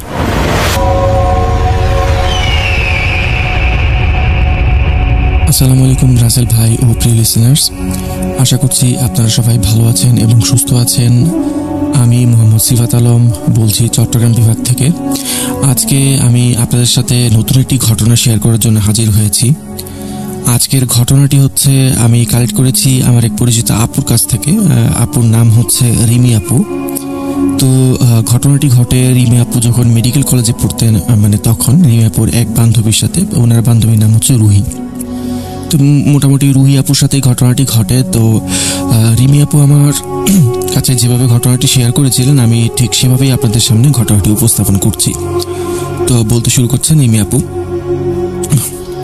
আসসালামু আলাইকুম, আমার নাম হচ্ছে রিমি। আজকের যে ঘটনাটি আমি আপনাদের সাথে শেয়ার করব সেটি ঘটেছিল আজ থেকে প্রায় 13-14 বছর আগে। তো এই ঘটনাটি বাংলাদেশের একটি বিখ্যাত মেডিকেল কলেজের হোস্টেল নিয়ে ঘটা একটি ঘটনা। তাই হচ্ছে সিকিউরিটির স্বার্থে আমি আর কি ভার্সিটির মেডিকেল ভার্সিটির নামটা উল্লেখ করছি না। তো ঘটনার সূত্রপাত হয় হচ্ছে যখন আমরা ফার্স্ট ইয়ারে ভর্তি হই। তো ফার্স্ট ইয়ারে হচ্ছে আমার এক ফ্রেন্ড ভর্তি হয়, তার নাম হচ্ছে রুহি। তো আমাদের মেডিকেল কলেজে বেশ কয়েকটা হোস্টেল ছিল। তো রুহি হচ্ছে আমাদের হোস্টেলের সামনে ঠিক বিপরীতে যে হোস্টেলটা ছিল সেই হোস্টেলে সে থাকতো আর কি। তো ঘটনাটি হচ্ছে তার কাছ থেকে, যেহেতু তার সাথে ঘটা, তাই হচ্ছে তার ভাষাতে বললেই আপনার জন্য বুঝতে অসুবিধা কম হবে আর কি, বুঝতে পারবেন সহজে। তো হচ্ছে রুহির ভাষাতেই তাহলে ঘটনাটা শেয়ার করি। সেটা হচ্ছে আমি যখন নতুন নতুন মেডিকেল কলেজে ভর্তি হলাম, তো তারপর হচ্ছে এক হোস্টেলে একটা রুম নেই, আমারটা ছিল হচ্ছে সিঙ্গেল রুম। তো যথাযথ সময় অনুযায়ী হচ্ছে আমরা হোস্টেলে আসি। হোস্টেলে আসার পর হচ্ছে আমার মা আসেন আমার সাথে। আসার পর হোস্টেলে যাবতীয় জিনিসপত্র গুছিয়ে বেড টেড সব কিছু রেডি করে জিনিসপত্র যা ছিল সব কিছু গুছিয়ে নিয়ে আমরা হচ্ছে আমার রুমটাকে রেডি করে ফেলি। তো রুমটাকে রেডি করার পর হচ্ছে আমি আমার আম্মুকে ফাইনালি বিদায় দিয়ে দিই। হচ্ছে আম্মু কলেজ থেকে চলে যান আর কি, আমাকে সব কিছু গুছিয়ে টুছিয়ে দিয়ে। তো সেদিন হচ্ছে আমি এই সমস্ত কাজ করতে করতে বেশ টায়ার্ড হয়ে গিয়েছিলাম। তো যেহেতু টায়ার্ড ছিলাম তাই হচ্ছে আমি শুয়েই হচ্ছে ঘুমিয়ে যাই।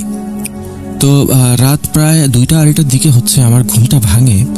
তো ঘুমটা ভাঙার পর হচ্ছে আমি আমার রুমের একটু বর্ণনা দিয়ে নিই আগে। আমারটা যেহেতু সিঙ্গেল রুম, তো আমার রুমের সামনে হচ্ছে একটা বড় করিডোর আছে। তো সেই করিডোরের সামনে আবার একটা জানালাও আছে, করিডোরের দিকে একটা জানালা আছে আমার দরজার ঠিক পাশেই।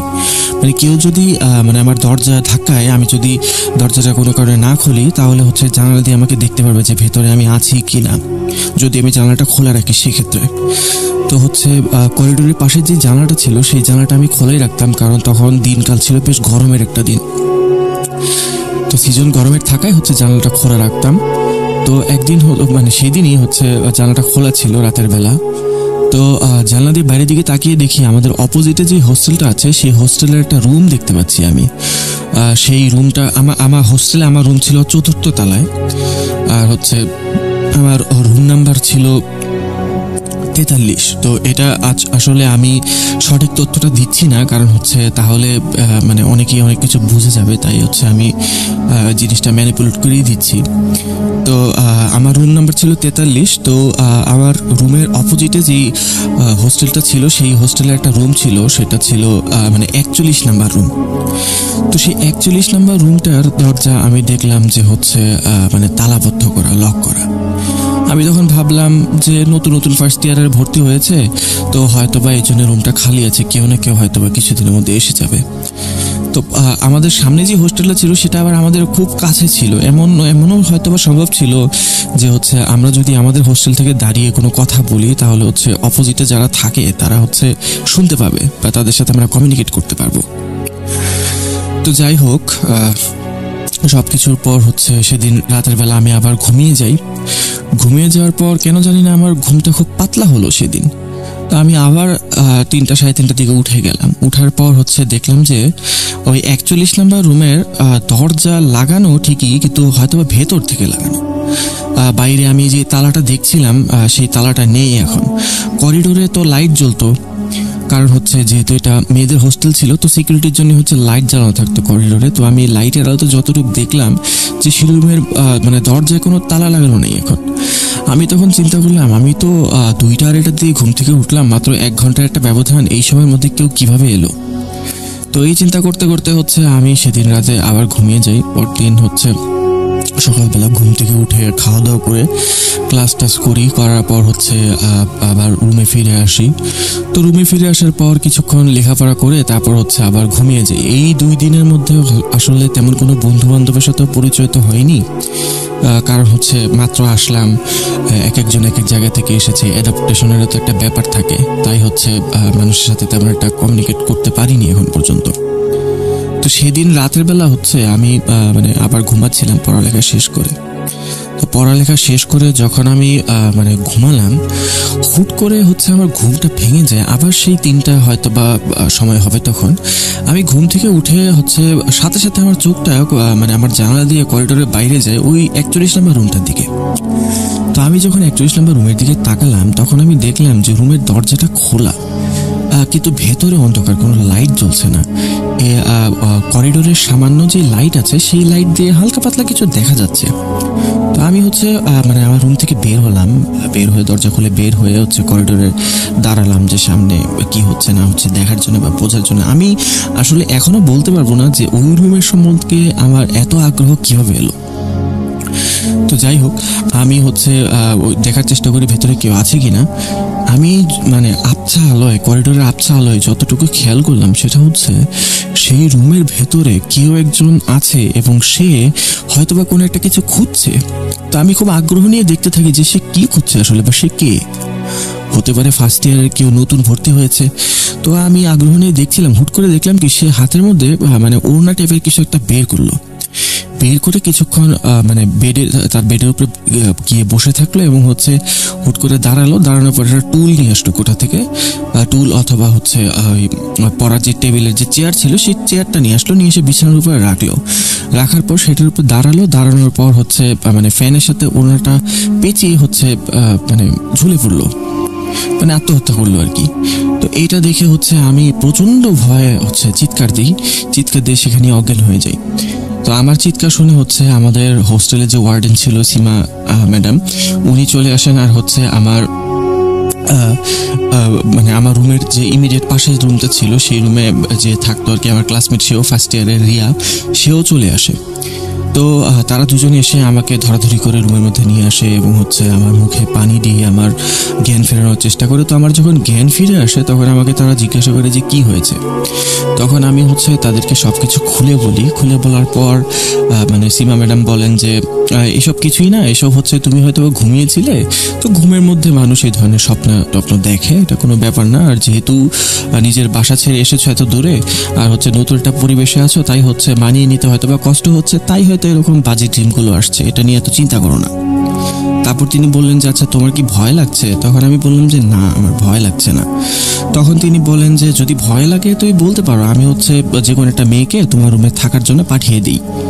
তো হচ্ছে আমি না করলাম। আর হচ্ছে এরপর আমার রুমের পাশের রুমে যে মেয়েটা ছিল যার নাম বললাম যে রিয়া, তো রিয়া হচ্ছে আমাকে বলে যে তোমার যদি ভয় লাগে তাহলে বলো, আমি তোমার রুমে থাকি, না হলে তুমি আমার রুমে চলে আসো।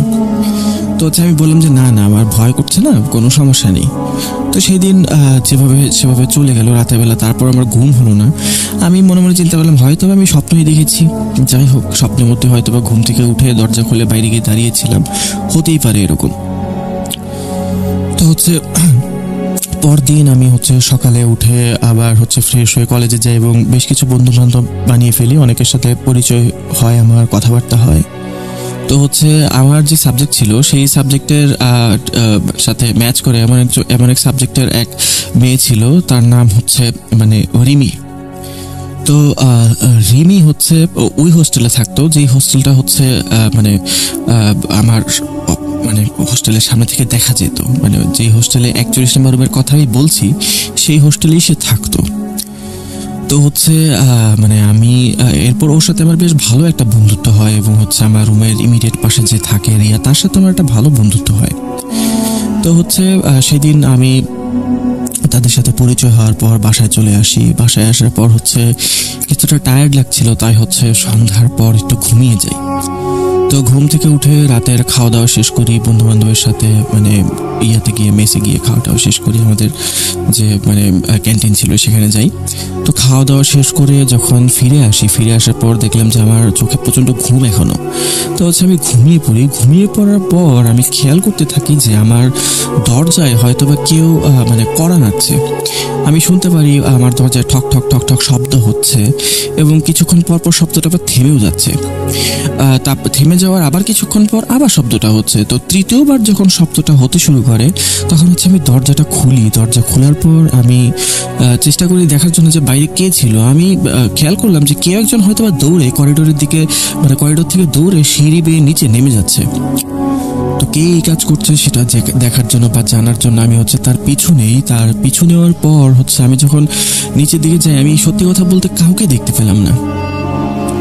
তো কাউকে দেখতে না পাওয়ার পর আমি যখন ফিরে আসার পর হুট করে আমার চোখটা ওই 41 নম্বর রুমের দিকে চলে গেল। তো 41 নম্বর রুমের দিকে আমার চোখটা যাওয়ার পর আমি আবার দেখলাম যে রুমটা খোলা এবং হচ্ছে সেই রুমে আবার মানে কেউ একজন ফাঁসিতে ঝুলে আছে। এটা দেখে হচ্ছে আমি আরো প্রচন্ড রকমের ভয় পাই এবং হচ্ছে প্রচন্ড জোরে চিৎকার দিয়ে অজ্ঞান হয়ে পড়ে যাই। তো সেদিন হচ্ছে মানে রিয়া হচ্ছে আমাকে ধরে রুমের মধ্যে নিয়ে আমার জ্ঞান ফেরানোর পর হচ্ছে ওকে আমি সবকিছু খুলে বলি। ওকে আমি এটাও বলি যে রিয়া দেখো, আমার আজকে খুব ভয় লাগছে, তো আমি কি তোমার রুমে আজকে একটু ঘুমাবো? তখন রিয়া বললো যে হ্যাঁ ঘুমাও, অসুবিধা কি, ঘুমাও। তো তারপর হচ্ছে আমি রিয়ার সাথে সেই রাতটা পার করলাম। তো পরদিন হচ্ছে আমি আমার ওয়ার্ডেনের কাছে যাই, সীমা ম্যাডামের কাছে। ওনার কাছে গিয়ে সবকিছু বলি। উনি বলে যে দেখো, তোমার এটা আসলে মনেরই ভুল, কারণ ওই রুমটা তো অনেকদিন যাবৎ বন্ধ, ওটা তো কেউ আমাদের এখানে কেউ মানে খোলা অবস্থায় দেখেইনি। এখন তুমি কিভাবে কি দেখছো সেটা তো আর আমরা বলতে পারবো না, তবে এটা নিয়ে বেশি ওভার থিঙ্ক করো না, এটা ঠিক হয়ে যাবে আস্তে আস্তে। তো তার কথা শুনে আমি কিছুটা ভরসা পাই। উনি আমাকে বেশ ভালো মতো বোঝান আর কি, যেরকম আর কি প্যারেন্টসরা তাদের সন্তানদেরকে বোঝায় সেরকম উনি প্যারেন্টসের মতো আমাকে বুঝিয়ে দেন সবকিছু। তারপর হচ্ছে আমি আমার মতো রুমে ফিরে আসি। সেদিনের পর থেকে হচ্ছে যে ফ্রেন্ডের কথা বলেছিলাম যার নাম হচ্ছে রিমি, তো রিমির সাথে আমি হচ্ছে পড়ালেখা শুরু করি। দেখা যায় যে সপ্তাহে 3 দিন ও হচ্ছে আমার রুমে এসে পড়ালেখা করে, আর সপ্তাহে বাকি 3 দিন হচ্ছে আমি ওর রুমে গিয়ে পড়ালেখা করি। শুক্রবার দিনটা হচ্ছে আমরা একটু গ্যাপ নেই, কোনোদিন পড়লে পড়লাম, না পড়লে নেই, এরকম আর কি। তো এরকম এক হচ্ছে মানে আমি একদিন হচ্ছে ওর ওখানে মানে রাতের বেলা পড়তে যাই। রাতের বেলা পড়তে যাওয়ার পর হচ্ছে আমি ডিনারের কিছুক্ষণ আগে হচ্ছে ফ্রেশ হওয়ার জন্য ওয়াশরুমে যাই। তো ওয়াশরুমে গিয়ে আমি যখন ফ্রেশ হতে আমি মানে নিজের মুখে পানির ঝাপটা দিয়ে যখন হচ্ছে পানিটা মুছতে যাব, তখন আয়নার দিকে চোখ যেতে আমি দেখলাম যে হচ্ছে আমার পিছনে কেউ একজন দাঁড়িয়ে আছে, একটা মেয়ে দাঁড়িয়ে আছে। তো আমি সাথে সাথে হচ্ছে পেছনে ঘুরে দেখার চেষ্টা করলাম, কারণ আমি তো তাকে চিনি না, আর সে দাঁড়িয়ে আমার দিকে এক নাগারে তাকিয়ে আছে। তো আমি যেহেতু তাকে চিনি না, তাকে চেনার জন্য হচ্ছে আমি পেছনে ফিরলাম, তাকে জিজ্ঞাসা করবো যে তুমি কে বা আপনি কে। তো জিজ্ঞাসা করার জন্য যেই পিছিয়ে ঘুরলাম আমি দেখলাম যে মানে আচমকা পেছনে কেউই নেই।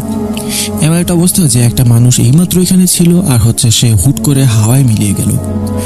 তো এটা দেখে আমি প্রচণ্ড ভয় পাই এবং আমি আবার চিৎকার দিয়ে অজ্ঞান হয়ে ওয়াশরুমে পড়ে যাই। তারপর হচ্ছে মানে আমার ফ্রেন্ড রিমি হচ্ছে আর ফ্রেন্ডের রুমমেট নাদিয়া হচ্ছে আমাকে মানে ধরে রুমে নিয়ে যায়।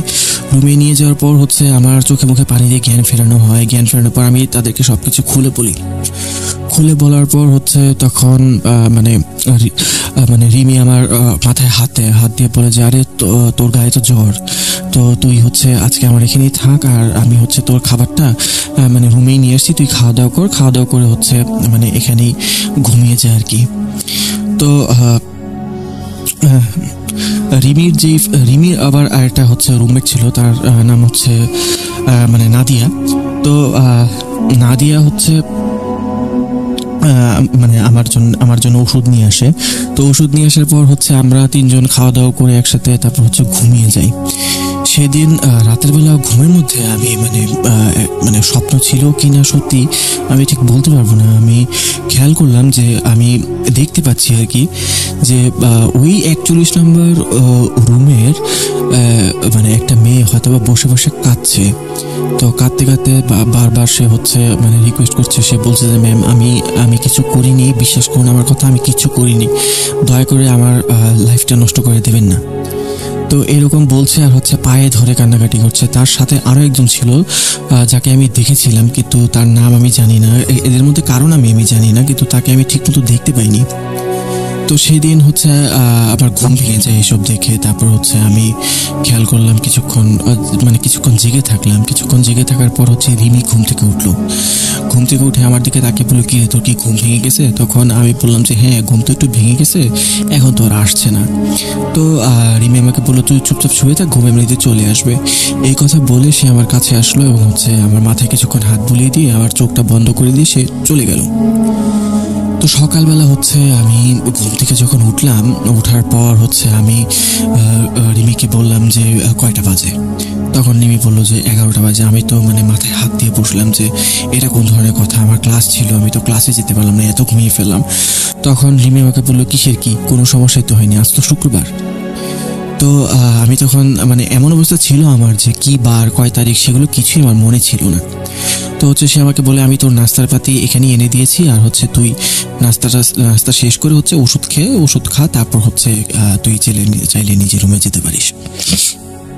তো হচ্ছে নাস্তা শেষ করে আমি যখন ওষুধ খেলাম, ওষুধ খাওয়ার পর হচ্ছে নিজের রুমে চলে গেলাম। নিজের রুমে যাওয়ার পর আমি মানে শান্তি পাচ্ছিলাম না, আমি বারবার সেই রুমের দিকে খালি তাকিয়েছিলাম। আর হচ্ছে কিছুক্ষণ পর হচ্ছে আমার পাশের যে রুমমেট আছে রিয়াকে ডেকে আমি কিছু জিনিস শেয়ার করলাম যে আমি তো ওদেরকে কিছু বলিনি, আমি যেটা গতকালকে রাতে দেখেছিলাম তোমার কাছে বলছি, এখন আমি আসলে কি করব আমি বুঝতে পারছি না। তখন রিয়া আমাকে বলে যে এগুলো কিছু না, তুমি এত এগুলো ভেবো না, তুমি এগুলো বেশি ভাবছো জন্যই তোমার এই সমস্যাগুলো হচ্ছে। তো আমি তখন চিন্তা করি যে হতেও পারে ও হয়তো সঠিক কথাই বলছে। তো সেই দিন রাতের বেলা হচ্ছে আমার আবার মানে রিমি রুমে গিয়ে পড়ার কথা। তো রিমি রুমে গেলাম, রিমি রুমে গিয়ে পড়লাম। পড়ার পর দেখলাম যে পড়তে পড়তে বেশ মানে দেরি হয়ে গিয়েছে, প্রায় 1-1:30 বেজে গিয়েছে। তখন হচ্ছে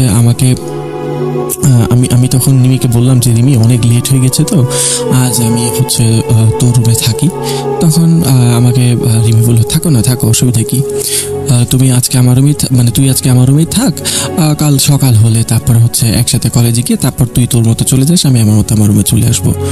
তো যে কথা সে কাজ, আমি হচ্ছে তার রুমে থাকলাম। রাতের বেলা হচ্ছে খাওয়া দাওয়া করে শুয়ে পড়লাম। শুয়ে পড়ার পর হচ্ছে আমি আজকে আবার একটা স্বপ্ন দেখলাম, বা স্বপ্ন নাকি সত্যি আমি জানি না। তো দেখলাম যে মানে একটা মেয়ে দাঁড়ানো আছে, একটা মানে আমাদের যে প্রিন্সিপাল অফিসটা আছে সেখানে দাঁড়ানো অবস্থায় আছে। তো হচ্ছে তার পাশে আরেকজন মহিলা আছে এবং আরেকটা মেয়ে দাঁড়িয়ে আছে তার বয়সী আর কি। তো হচ্ছে মেয়েটা মানে খুব কান্নাকাটি করছে, আর মেয়েটাকে মানে পাশে দাঁড়িয়ে থাকা যে মহিলাটা আছে সেই মহিলাটা বলছে যে নীরা, তোমার কাছ থেকে এটা আমরা আশা করি নাই, তুমি মানে এত ভালো একটা মেয়ে, এত ভালো একটা স্টুডেন্ট তুমি, আর তুমি এই ধরনের কাজ করবে এটা তো আমরা কখনোই কল্পনা করতে পারিনি। তখন মানে যে মেয়েটা কাঁদছে তাকে উদ্দেশ্য করে বলা হয়েছিল। তো সেই মেয়েটার নাম ছিল নীরা। তো নীরা হচ্ছে মানে কান্নাকাটি অবস্থায় বলে যে ম্যাম বিশ্বাস করুন আমি কিচ্ছু করিনি। তখন হচ্ছে প্রিন্সিপাল নীরাকে ধমক দিয়ে বলে যে দেখো তোমার ট্র্যাক রেকর্ড ভালো, তুমি স্টুডেন্ট ভালো, সব দিক থেকে তোমার মানে সব দিক থেকেই তুমি ভালো, এই জন্য হচ্ছে কনসিডার করছি তোমাকে কলেজ থেকে হয়তো বা বের করবো না, কিন্তু তোমার বাবা মাকে ঠিকই টাকাবো। তো হচ্ছে এই সব কিছুর যেই মানে সামারি ছিল সেটা হচ্ছে কি মানে নীরা আপু বা নীরা যেই হোক উনি হচ্ছে মানে একটা রুমে থাকতেন, ওই 41 নম্বর রুমে থাকতেন উনি। তো ওই রুমে তার একটা রুমমেট ছিল, তার নাম হচ্ছে মারিয়াম। তো তার উপরে একটা মানে চুরির অভিযোগ ছিল যে সে মারিয়াম আপুর মানে 15,000 টাকা আর হচ্ছে সোনার একটা মানে কি বলে ওইটাকে গলার যে নেকলেস আছে সেটা হচ্ছে চুরি করেছিলেন। তো পরবর্তীতে তার মানে নীরা আপুর যে আছে মানে আলমারি আছে সেটা সার্চ করে সেখান থেকে সেই সব কিছু পাওয়া গিয়েছিল। তো এটাই হচ্ছে ঘটনার সামারি। তো সেদিন হচ্ছে রাতের বেলা এটা দেখে হচ্ছে আমি ঘুম থেকে উঠার পর আমি খেয়াল করি যে মানে রিমি রুমের দরজাটা খোলা। তো রিমি রুমের দরজা খোলা, আমি দরজা দিয়ে বেরিয়ে যাই, বের হয়ে গিয়ে কিছু দূর যাওয়ার পরে আমি দেখতে পাই একটা অবয়ব, এবং অবয়বটা হচ্ছে একটা মেয়ে মানুষের। তো আমি যখন তার দিকে ভালোভাবে খেয়াল করলাম তখন দেখলাম যে এটা নীরা আপু। তো আমি হচ্ছে নীরা আপুর সামনের দিকে হেঁটে যেতে আমি হচ্ছে তার পেছন যাচ্ছি। তো তার পেছন যেতে আমি হচ্ছে 41 নম্বর রুমের সামনে গিয়ে দাঁড়াই। আমি দেখি যে আপু রুমের দরজা খুলে ভেতরে ঢোকার পর হচ্ছে ওর না পেঁচিয়ে হচ্ছে ফাঁসি দেন। এটা দেখে হচ্ছে আমি প্রচণ্ড ভয় পাই, ভয়ে চিৎকার দিই। হচ্ছে আমার বন্ধু বান্ধবরা সবাই আসার পর হচ্ছে মানে আমাদের মানে ওই হোস্টেলের এক বড় আপু সেখানে আসেন। তো আপুর নাম হচ্ছে রুমি। তো রুমি আপু চলে আসেন আমার রুমে। রিমি আর হচ্ছে রিয়া তো ছিলই, আর হচ্ছে মানে আমার রুমে রিমি আর নাদিয়া তো ছিলই। তো হচ্ছে সাথে হচ্ছে একজন বড় আপু রুমে চলে আসেন। উনি আসার পর হচ্ছে আমি ওনাদের তিনজনকে সবকিছু খুলে বলার পর মানে রুমি আপু আমার দিকে কিছুটা অবাক হয়ে তাকিয়ে বলেন, আচ্ছা তুমি নীরা নামটা কোথা থেকে জানলে? তোমাকে কি কেউ নীরা সম্বন্ধে কিছু বলেছে? তখন আমি বললাম যে না আপু, আমাকে তো নীরা আপু সম্পর্কে কেউ কিছু বলেনি। তো তখন বলে যে তোমাকে একটা ঘটনা বলি, তুমি শোনো, তাহলে তুমি বুঝতে পারবে। আর তোমার সাথে কেন এরকম হচ্ছে সেটা আমি বলতে পারবো না, কিন্তু ঘটনাটা তুমি শুনতে পারো। তখন মানে রুমি আপু বলা শুরু করলেন যে নীরা হচ্ছে আমার ব্যাচমেট ছিল। তো 2 বছর আগে হচ্ছে ও আর আমরা একসাথে ভর্তি হয়েছিলাম। ও আমার বেস্ট ফ্রেন্ড ছিল। আর হচ্ছে ওর সাথে আমার আরেকটা বেস্ট ফ্রেন্ড ছিল, তার নাম আমি বলবো না তোমাদেরকে, তো উনি নাম বলেননি আর কি। তো তারপর হচ্ছে উনি বলেন যে যে ফ্রেন্ড ওর সাথে ছিল ওরা দুজনই স্টুডেন্ট, খুব ভালো ছিল। এখন দেখা যেত যে মেয়ে মানুষের মধ্যে একটা প্রবণতা থাকে যে হচ্ছে একজন একজনের সাথে খুব কম্পিটিশন করে। দেখা যায় যে কেউ একজন ভালো করলে তারা হচ্ছে কিছুটা মানে এতে মনক্ষুণ্ণ হয় বা হচ্ছে এটা ভালোভাবে নিতে পারে না। এটা অনেকের মধ্যেই আছে, সবার মধ্যে আছে এটা বলছি না, কিন্তু অনেকের মাঝেই এটা আছে। তো হচ্ছে নীরা হচ্ছে সবসময় বেশ কিছুটা এগিয়ে থাকতো। নীরা কিছুটা গরিব ফ্যামিলির একটা মেয়ে ছিল। তো আর হচ্ছে ওর সাথে যে রুমমেটটা ছিল সে বেশ মানে ধনী পরিবারে ছিল। তার এমন একটা অবস্থা যে সে যা যাবে তাই তাকে দিতে হবে, এরকম অবস্থা। তো নীরাকে রাস্তা থেকে হাঁটানোর জন্য বা সরানোর জন্য সে হচ্ছে নীরার বিরুদ্ধে এই ষড়যন্ত্রটা করে, নিজের জিনিসপত্র নিজে নীরার আলমারিতে রাখার পর হচ্ছে তাকে মানে চোর সাজায়। তো এই কাহিনীর পর হচ্ছে প্রিন্সিপালের কাছে যাওয়া হয়। প্রিন্সিপালের কাছে গেলে হচ্ছে অনেক কথাবার্তা হয়, কমিটির মিটিং বসে, সেখানে বলা হয় যে নীরার বাবা মাকে ডাকানো হবে। তো নীরা যখন রুম থেকে বের হয় প্রিন্সিপালের রুম থেকে, তখন সে দেখতে পায় যে মানে তার ক্লাসমেটরা অনেকেই হচ্ছে মানে কানাঘুষি করছে আর হচ্ছে তাকে চোর হয়তো বলছে, তার এটা মনে হতে থাকে। তো নীরা আমার কাছেও এসেছিল। আমি তখন জিজ্ঞেস করলাম, আচ্ছা নীরা তুই বলতো তুই কি আসলে এটা নিয়েছিলি? তো সে আমার দিকে খুব দুঃখ ভরা একটা দৃষ্টি দিয়ে তাকিয়ে বললো যে তুই আমার বেস্ট ফ্রেন্ড আর তুইও আমাকে এই কথাটা বললি। তারপর হচ্ছে সে কাঁদতে এক দৌড়ে তার রুমে চলে গেল। রুমে চলে যাওয়ার পর হচ্ছে আমার সেই ফ্রেন্ডের সাথে দেখা হলো, মানে যে হচ্ছে নীরাকে চুরির অপবাদটা দিয়েছিল। তো আমি তাকে জিজ্ঞাসা করলাম যে আসলে কাহিনীটা কি। সে আমাকে কিছুই বলে না। কিচ্ছু না বলার পর হচ্ছে সে মানে আমি বুঝতে পারি যে হচ্ছে নীরার চোখে আমি তখন মানে সত্য দেখেছিলাম, কেন জানি না আমার মনে হয় যে সে সত্য কথা বলছে। তো আমি হচ্ছে দৌড়ে তার রুমে যাওয়ার চেষ্টা করি এবং দেখতে চাই যে সে ঠিক আছে কিনা। তো তার রুমে যাওয়ার পর আমি দেখি যে আমি বড্ড দেরি করে ফেলেছি। সে হচ্ছে তখন মানে ফ্যানের সাথে ঝুলছে। তো সে মারা যাবার পর হচ্ছে মানে ও তার রুমমেট সেখানেই থাকতো।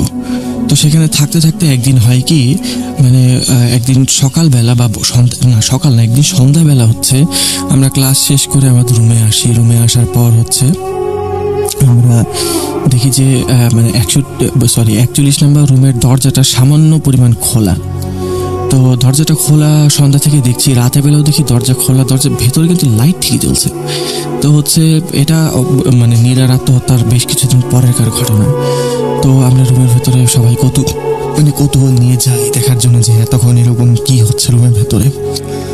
তো রুমের ভেতরে গিয়ে দেখি একটা চিঠি একটা টেবিলের মধ্যে লিখে রাখা, এবং হচ্ছে নীরার সাথে যে রুমমেটটা ছিল সে হচ্ছে ফাঁসিতে ঝুলছে। তো তার চিঠিটা পড়ার পর আমরা সবকিছু জানতে পারলাম যে সে কিভাবে নীরাকে ফ্রেম করে। সে সেখানে সবকিছু বলে গিয়েছে এবং সে এটাও বলেছে যে হচ্ছে মানে ওকে এভাবে ফাঁসানোর পর আর ও মারা যাওয়ার পর আমি প্রতিদিন একটা স্বপ্ন দেখি, আমি যদি মারা না যাই, আমি যদি ওর মতো ফাঁসি না নিই, তাহলে হচ্ছে আমার এর থেকেও কঠিন মৃত্যু হবে বা আমি এর থেকেও কঠিন শাস্তি পাবো। আমি ওকে মানে সব জায়গায় দেখতে পাচ্ছি, ও আমার সাথেই আছে। আমাকে বারবার এসে বলছে যে তুমি কেন আমার সাথে এরকম করলে, আমি তোমার কি ক্ষতি করেছিলাম, ও আমাকে বাঁচতে দেবে না, তাই হচ্ছে আমি ওর মতোই দুনিয়া থেকে চলে যাচ্ছি। এই কথা বলে হচ্ছে সে মানে ফাঁসি নেয়। তারপর সব জানাজানি হয়। জানাজানি হওয়ার পর মানে নীরার বাবা মা আসেন, আর হচ্ছে নীরার রুমমেটের বাবা মা আসেন। একজন মানে তখন নীরার বাবা মা হচ্ছে তার রুমমেটকে কোনো দোষারোপ করেনি বা কোনো ধরনের সিন ক্রিয়েট করেনি। তারপর হচ্ছে সবাই চলে যায় সেখান থেকে চলে যাওয়ার পর মানে ব্যাপারটা এরকম যে এখন আর মানে দোষাদোষি করে কি হবে, কেউ তো তার মেয়েদেরকে ফিরে পাবে না। তো তাই হচ্ছে সবকিছু স্বাভাবিক হয়ে যায়। তো স্বাভাবিক হয়ে যাওয়ার পর সেই রুমে মানে যখনই কেউ থাকতে আসতো 41 নম্বর রুমে, তখনই এরকম দৃশ্য দেখতো। এবং হচ্ছে শুধু নীরাকে যে দেখতো তা না, নীরার বান্ধবী যে ছিল তাকেও দেখতো। তো হচ্ছে এরপর হচ্ছে ওই রুমটাকে হচ্ছে মানে তালা দিয়ে বন্ধ করে দেওয়া হয়, এবং ওই তালার দিকে খেয়াল করে দিলে দেখবা যে ওই তালার উপরে একটা তাবিজ বাঁধা আছে। ওই রুমটা এরপর থেকে আর কাউকে কখনো দেওয়া হয়নি। তো তুমি ওই রুমের সামনে গিয়েছো, সামনে যাওয়ার পর হচ্ছে আর কখনো ওই রুমের সামনে তুমি যাইও না, কারণ এটা হচ্ছে বিপদ হতে পারে। তো বিপদ হতে পারে না, আসলে বিপদ হয়েই যায়। তারপর হচ্ছে তার কিছুদিন পর মানে আমি স্বপ্ন দেখতে শুরু করি যে নীরাপু বারবার হচ্ছে আমাকে ডাকছে, আর নীরাপুর সাথে আরেকজন আছে যে হচ্ছে আমাকে মানে ডাকছে। তো এই ঘটনাগুলো হচ্ছে আমি সবার সাথে যখন শেয়ার করি, সবার সাথে শেয়ার করার পর মানে আমার বাবা মাকে মানে ডাকানো হয়, কলেজ মানে ভার্সিটিতে ডাকানো হয়। আর হচ্ছে আমাদের যে ওয়ার্ডেন সীমা ম্যাডাম ছিলেন, তিনি বাবা মাকে সব কিছু খুলে বলার পর হচ্ছে বাবা মা চিন্তা করেন যে না, ওকে আর হোস্টেলে রাখবো না, ওকে হচ্ছে কোনো একটা আশেপাশে কোনো একটা মেসে রাখবো। তো হচ্ছে আমি তখন সেখান থেকে চলে যাওয়ার পর হচ্ছে একটা মেসে উঠি। এভাবে হচ্ছে আমি আমার মেডিকেল লাইফটা শেষ করি। তো এই ছিল হচ্ছে মানে রুহির ঘটনা। তো রুহি আমাকে এইভাবেই ঘটনাটা বলেছিল। আর হচ্ছে ঘটনার কিছুটা প্রত্যক্ষদর্শী আমি ছিলাম, কারণ হচ্ছে ও তো প্রায় দিনই হচ্ছে আমার রুমে এসে লেখাপড়া করতো। এখন তো অনেক বছর পার হয়ে গেছে, তারপরও এই ঘটনাটা হচ্ছে আমাদের সবার খুব ক্লিয়ারলি মনে আছে। আর হচ্ছে এখন আমরা সবাই ভালোই আছি, আর ও মানে রুহিও বেশ ভালোই আছে। তো আপনারা সবাই আমাদের জন্য দোয়া করবেন। আসসালামু আলাইকুম। তো এই কথা বলে হচ্ছে মানে রিমি আপু তার ঘটনাটি শেষ করেন। তো প্রিয় লিসেনার্স, আশা করি আপনাদের ঘটনাটি ভালো লেগেছে। আমি মোহাম্মদ সিফাত আলম আজকের মতো আবার বিদায় নিচ্ছি। ফিরে আসবো নতুন কোনো দিন নতুন কোনো ঘটনা নিয়ে। ততদিন পর্যন্ত সবাই ভালো থাকবেন এবং সুস্থ থাকবেন, আর ভূত.com এর সাথেই থাকবেন। আসসালামু আলাইকুম।